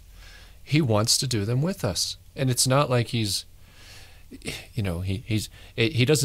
not telling you, oh, you have to spend all your days and hours in church, or so he's like, hey, let me go through the day with you. Let's do this. If we're going to go for a run, I want to go too. If we're going to listen to a podcast, I'm going to listen with you. If we're going to watch a movie, let's pick one that we both like. He wants to do things with you, and he's always there. But when you acknowledge him and invite him into the day-to-day moments, or Hey, you're having a hard conversation with your wife. Let me be part of it. Hey, you gotta talk to your kids about something. Talk to me about it first. He wants to be there in all those moments, and he is there. But we can ignore him, or we can acknowledge him and invite him in. And he loves being invited in to the little moments in our lives throughout the day. And that's kind of what the Apostle Paul is talking about, where he says, "I never stop praying." Well, when you're talking to Jesus, because he's always there, and you're consciously aware of him there, and you're acknowledging his presence in everything you do, whether it's at a meal or going to sleep at night or whatever it is, it's living in a form of prayer, and that's a very powerful way to live. It's that having that constant presence of Christ with you everywhere you go. Yeah, and that was just something I had no experience of, no training, no idea that was even possible, right? There's so much more out there. So that was cool. Since we're talking about spiritual warfare, I'll give you one more story from that time of spiritual warfare to just kind of give you an idea of kind of what attacks actually, what attacks look like or could look like. So during one of these nights, that I was praying into the night, I had a night that fell a little flat. Now, I mean, like, I was having such amazing spiritual experiences during this time. I was literally like feeling this like power, like flowing through my body and my veins, and right, just every cell, it seemed to be like coming alive. I didn't know what was actually happening. I just know the longer that I worshipped, the more that I became like this entity, right? And so I didn't know what it was. I asked Meg, I'm like, this weird stuff is happening to me. I don't know what it is. It was weird. And she's like, I think that might be the power of the Spirit. And I'm like, yeah, I think you might be right. It's just like You received the Holy Spirit in our living room next to the fireplace. Well, it was a wood-burning fireplace. And he had the fire going, so I think that's quite appropriate. How amazing to receive the Holy Spirit in your own living room and on your own time. And he told me about it days later, and I was like, oh, I've been praying for you to have that for so long, and just all these things are happening, and I can't even believe the changes I'm seeing in my husband, like when he came back from that run, and he would just told me all about it, and he started apologizing to me over days and weeks for a lot of things that he's done in the place that he kind of put me in, and just Jesus was invited in to our marriage and doing amazing things. Yeah, so it's incredible, and I almost like felt like I was a superhero, right? And I was just like, this is weird and amazing at the same time. It's so cool, right? But so I was in this place, but for whatever reason, this one night kind of fell a little flat. I didn't get a little bit of something, but nothing crazy like I was used to getting. So I decided to text Beth and just kind of give her a little, how's it, this is how things are going, like whatever. So I kind of sit in a chair by our front door. And I'm typing this big long text, like whatever, and then as I'm typing, right, this text, right, I have my back to the door. There's our front doors right there, right. I have my back to the door typing this text. I feel this presence is the only way I could describe. It's just like I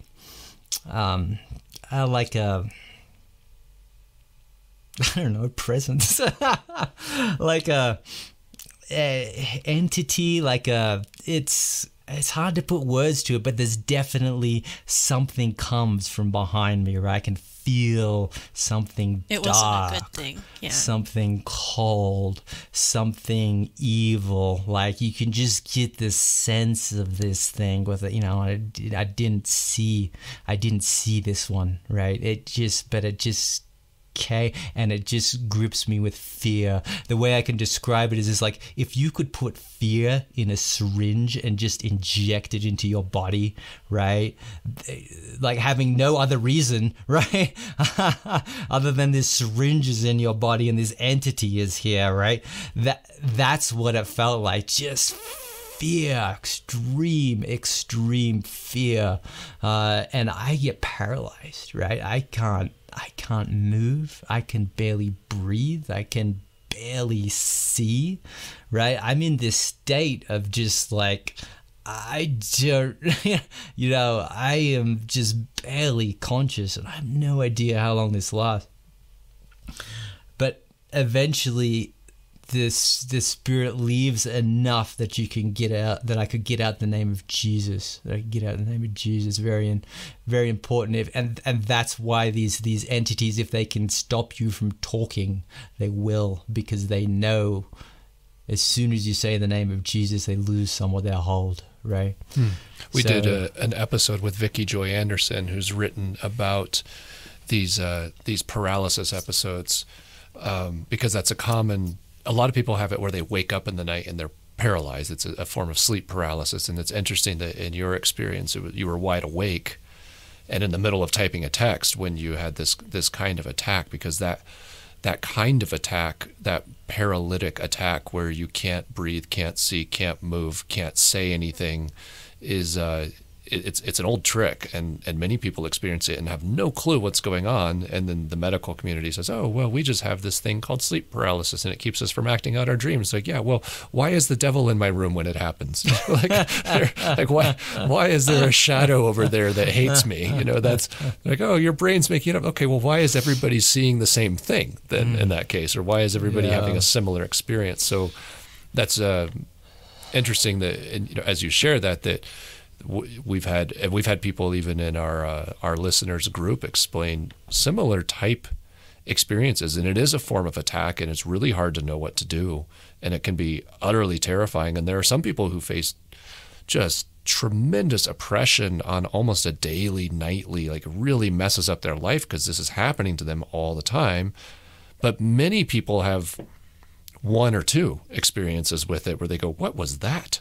And I've had a lot of interesting conversations with people who say, oh, I'm not a spiritual person. I'm not, I don't believe in any of that stuff. But I'll ask, have you ever had this kind of thing happen? And it's amazing how many people say, oh yeah, that's happened to me. Okay. Well, was it good or evil? And as Meg said, well, it's evil. All right. Well, if it's evil and it happened to you, let's push aside the bunk that you're not a spiritual person, because what you're telling me is you had a very real spiritual experience. So I appreciate you sharing that particular story, Steve, because it is, I know there are many people in our listeners who can really relate to that. Yeah, and I mean, I can even think about, like, even back when I was young, times that, I'd struggle to breathe, like, a little bit just that night, or just sensing just a presence, like, in the room, just not knowing what it is. I mean, I can look back at that now and know exactly what it was, but at the time I had no idea. But yeah, so I finally get this name of Jesus out, right? And then it just leaves, and it just leaves me completely drained and exhausted. And I'm just like, and I have my phone in my hand. I turn it towards so I can actually see the screen. I had not hit send on the text, but I look at my phone and it's completely blank. Like everything I typed is gone, right? So I'm like, oh God. So I just literally hit the call button instead, right? I just like, I was like, I hope Beth is listening. I hope Beth is up. She's like, and sure enough, she is, right? She's at work, but she has some moment, and she prays the strongest warfare prayer I think I have ever heard in my life. She's just so incredible. And yeah, and then I go to bed, right, exhausted.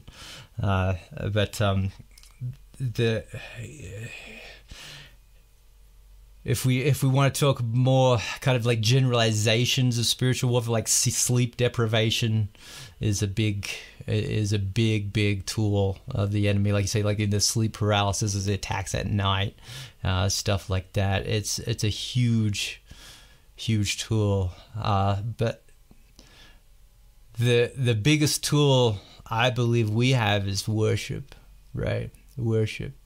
I wasn't able to go through this experience, right, and receive these kind of spiritual experiences without extreme and spending a lot of time on my knees in worship and prayer and worship. These are not just worship just from the heart, right?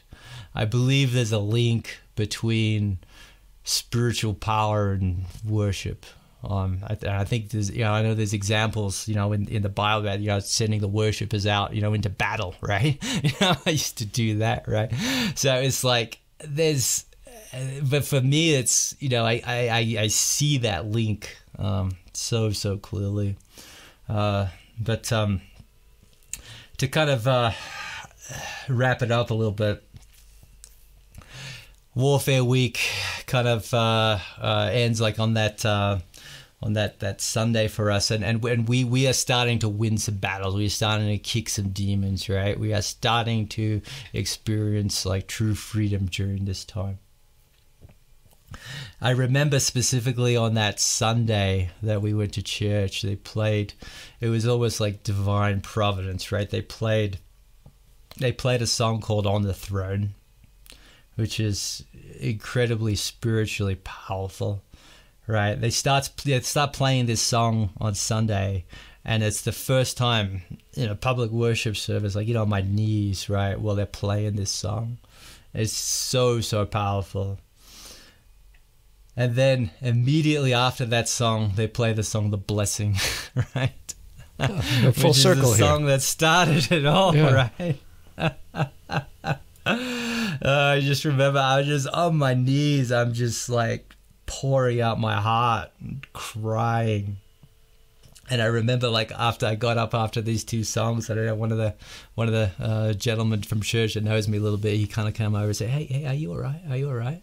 And like, yeah. And inside I'm thinking, I just shook the walls of hell. I'm great. But I just politely say, no, I'm fine, thank you. But it was such a powerful moment. But here's the other thing about spiritual warfare. Once you start to get into these places of freedom and just joy, that is opposed, right? And if they can't get you, they will 100% go for your kids. 100%. So that started happening that night. We've got two girls, and our eldest, she's high functioning autistic, so she kind of struggles a little bit with anxiety and things like that, right? So a little bit of that is normal for her. Our youngest, I love her to death, but she can be a little spitfire sometimes, a little bit of a rebel, right? But I remember telling our youngest, like that night, we were getting ready for bed that night. I remember telling our youngest, I'm like, just you.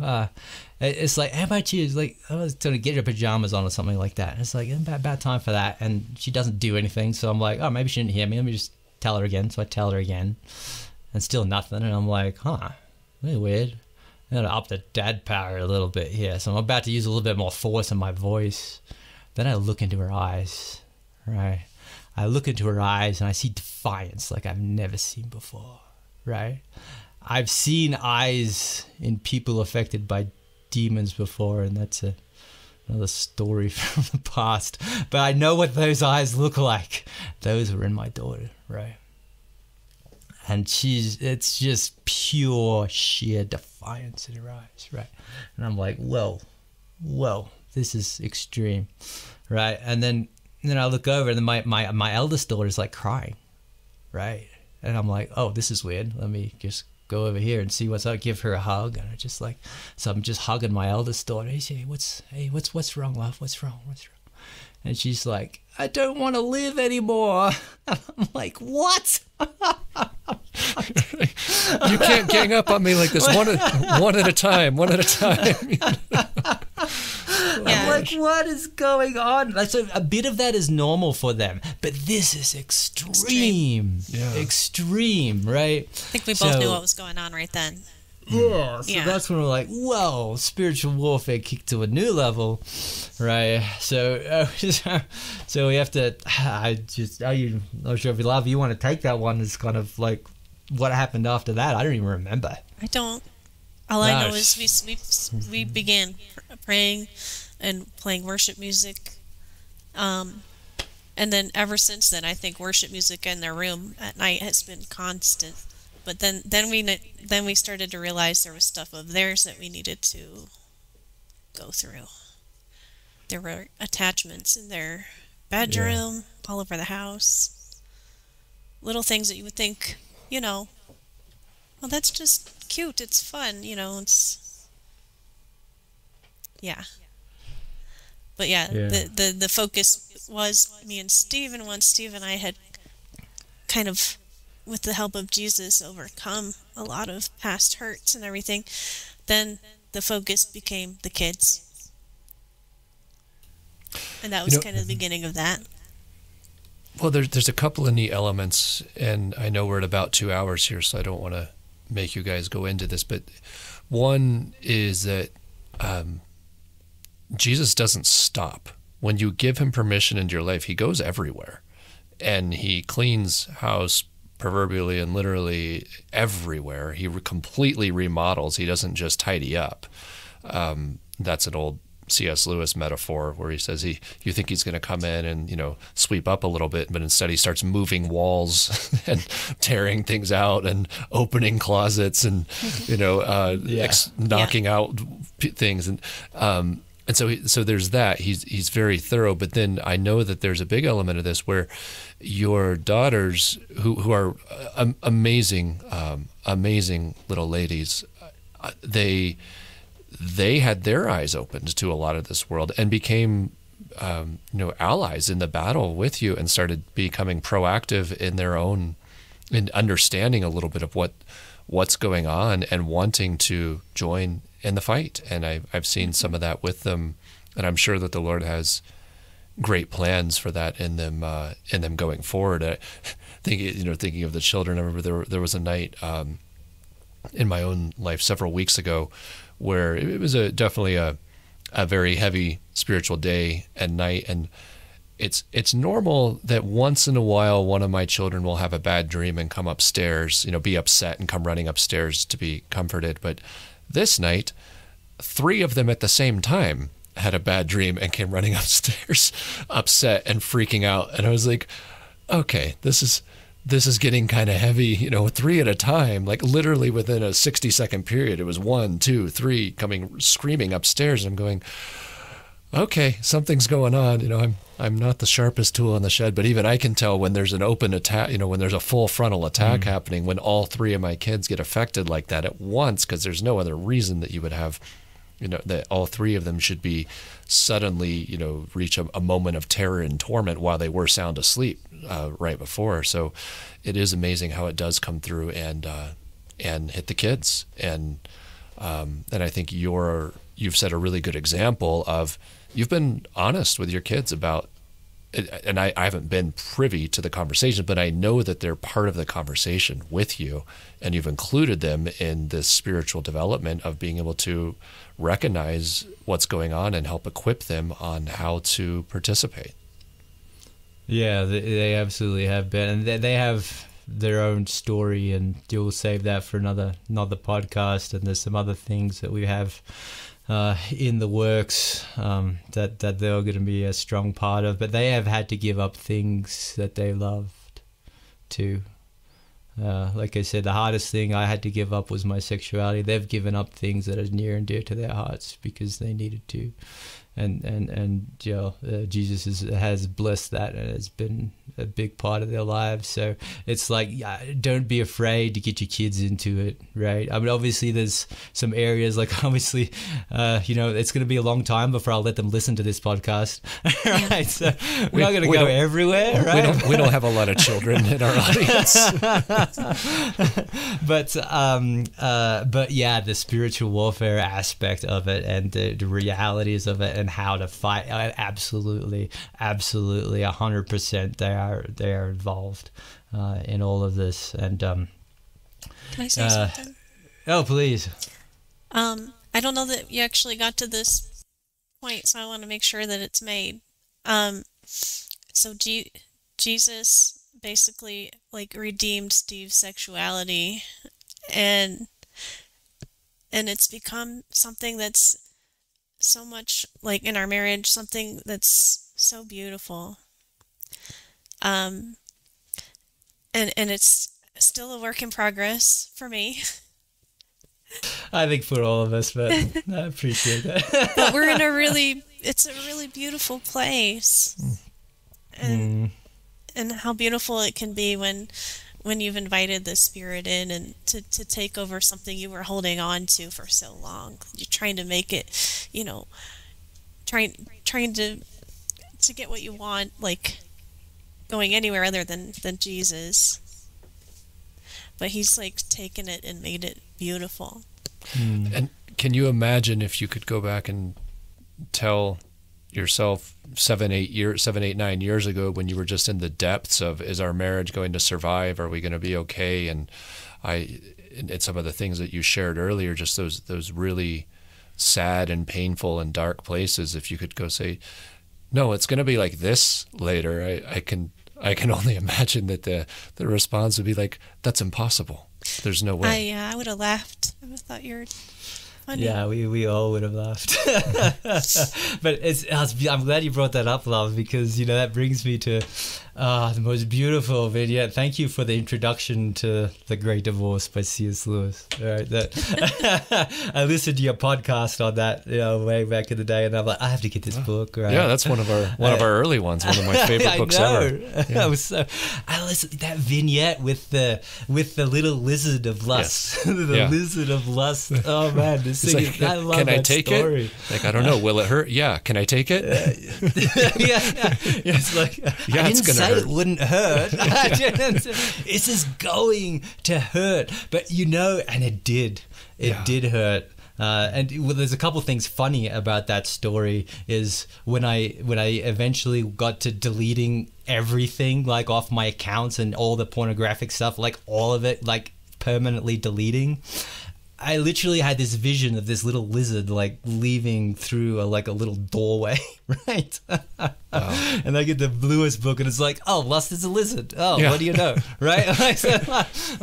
Right? But then, but the beautiful thing about that story, right? So the lust gets killed, right? Well, it does. It gets killed, right? But then it reanimates, right? The most beautiful part of that story is it becomes this beautiful, glorious stallion, right? That the guy hops on, and as far as I know, correct me if I'm wrong, but isn't he the only one that makes it into the kingdom?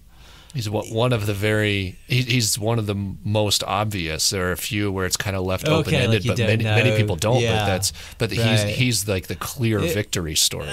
Yeah, it's like so you got all these philosophers and doctors and the religious people who are like, maybe I just kind of ride it out in hell a little bit longer. It's kind of okay. But the guy with lust is just like, wow, this is amazing. Right? I'm finally free. I'm finally free. Yeah. So I mean. And that's a beautiful, and I can, without going into too much details, I can tell you from experience, you invite the Spirit of God into your sex life, it will change your world.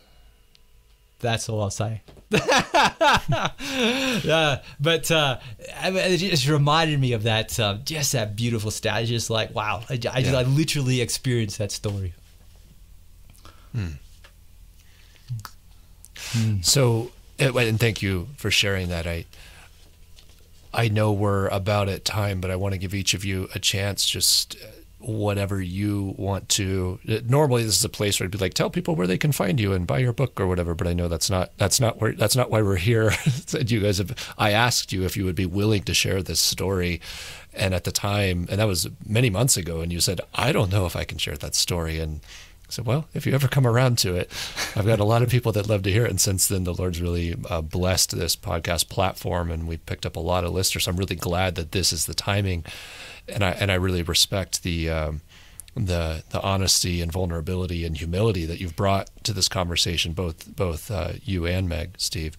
So I want to give you all a chance just to leave any parting thoughts with the audience on this spiritual warfare topic. What people who are facing things, whether they're at a tough spot in their marriage, or they're facing a generational curse, or they're feeling just those dark feelings of depression or suicidal thoughts. What's on your heart to tell people that are hearing this and have been listening to your story, go, oh, well, that's nice for them, but what about me? Or take a moment and share what you think you should with our listeners here.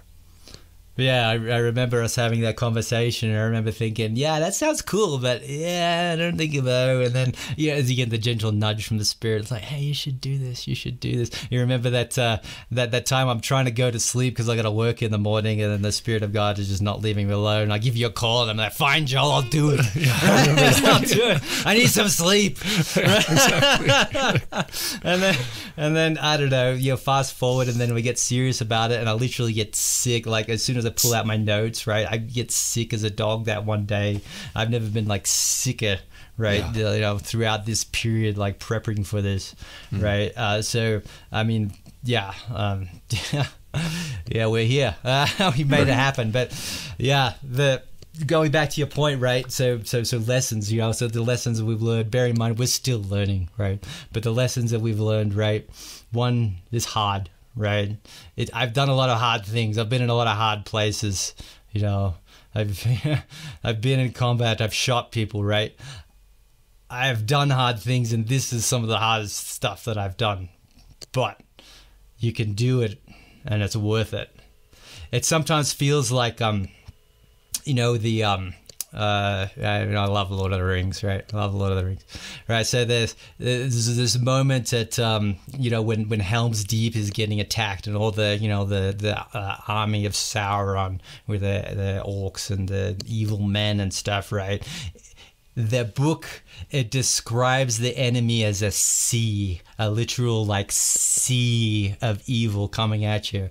Like, you attack, you take ton of them out, but then 3 more kind of replace every one that gets taken out. So that's what it feels like sometimes. It comes with like that kind of depth. Is like, I'm not sure if we're ever gonna make it through, but push through. It's hard, but the joy that you can experience is absolutely worth it. Absolutely. The other takeaway I'd have is fear. Fear is a primary tool of the enemy. Like we're told, I'm sure you know better than I do, how much time the Bible says, do not fear, do not fear, do not fear, do not fear, do not fear. There's I love the band Skillet. They've got a song. One of the lyrics in it is like, your light will terrify the dark, and fear will have no place, no hold upon my heart. So in that lyric, it's like, let me tell you that lyric line. It's like, my doubt will enter your scars, and fear will have no place, no hold upon my heart. Anyway, that's the lyric, right? The fear will have no place, no hold upon my heart, right? So that lyric spoke to me one night where I was just really, really feeling like a lot of fear, and I was thinking I needed to push it away, right? So there's fear. I got to push the fear away, push the fear. But no. With that lyric, it says fear will have no place. It kind of caught me, like, fear will have no place. If you can be filled with the Spirit, fear will literally have no place. If you can get to that point, you can see these creatures. Right, you can see these creatures and have no fear. I can't say that I'm entirely to that place, but that's the goal, right? So yeah, don't allow fear to hold a place in your heart. And then I guess, yeah, along with that, I'd say dig deep, right? If you're going through something in your marriage, right? Like I could say, like our marriage, like you said, like it was impossible. It was hopeless, right? And now, you know, we're in one of the happiest places we could possibly be, right? So, but we had to dig deep. We had to do the work, right? We had to get free. So I'd say go there. Go to those places that you need to go to. And it wasn't the pop psychology that solved it. It was spiritual transformation that made the difference. Yeah, because I tried all the pop psychology. And there's good stuff in there. I'm not going to knock it, right? There is good stuff in there. It just didn't work.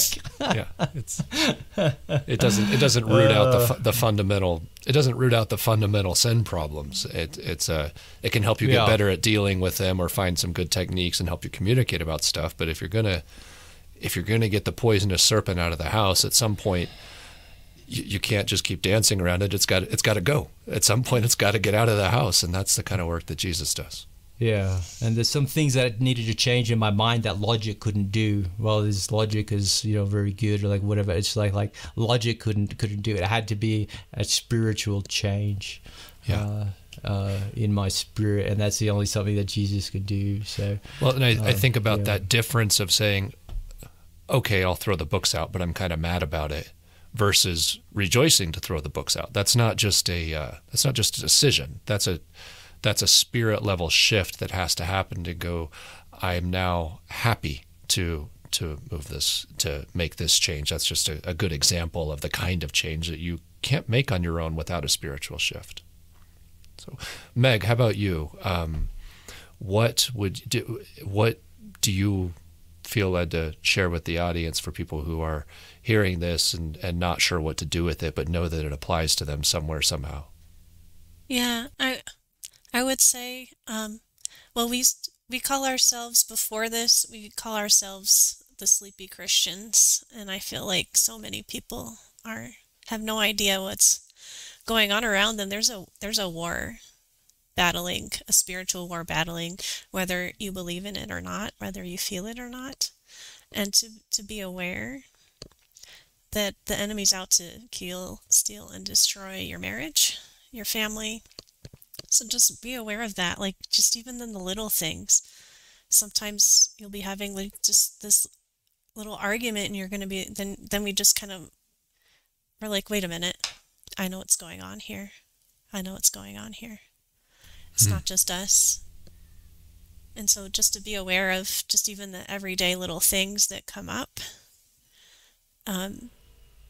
Even those are just small battles that you're fighting with your kids and your husband, wife. Simple things like fear, pride, anger. Those are all demonic in their roots. And just to be aware of things like that. And with those things, is something in your mind that always has, like, this is not spiritual warfare, right? This can't be spiritual warfare, right? This isn't, you know. And then there's kind of this pride, just like, well, I don't want to deal with that, right? This, like, you know, I'm right, obviously, right? So so it takes a lot of courage to kind of come against that little voice and be like, no, you know. Yeah, recognize who your real enemy is. It's not your kids. Exactly. It's not your husband.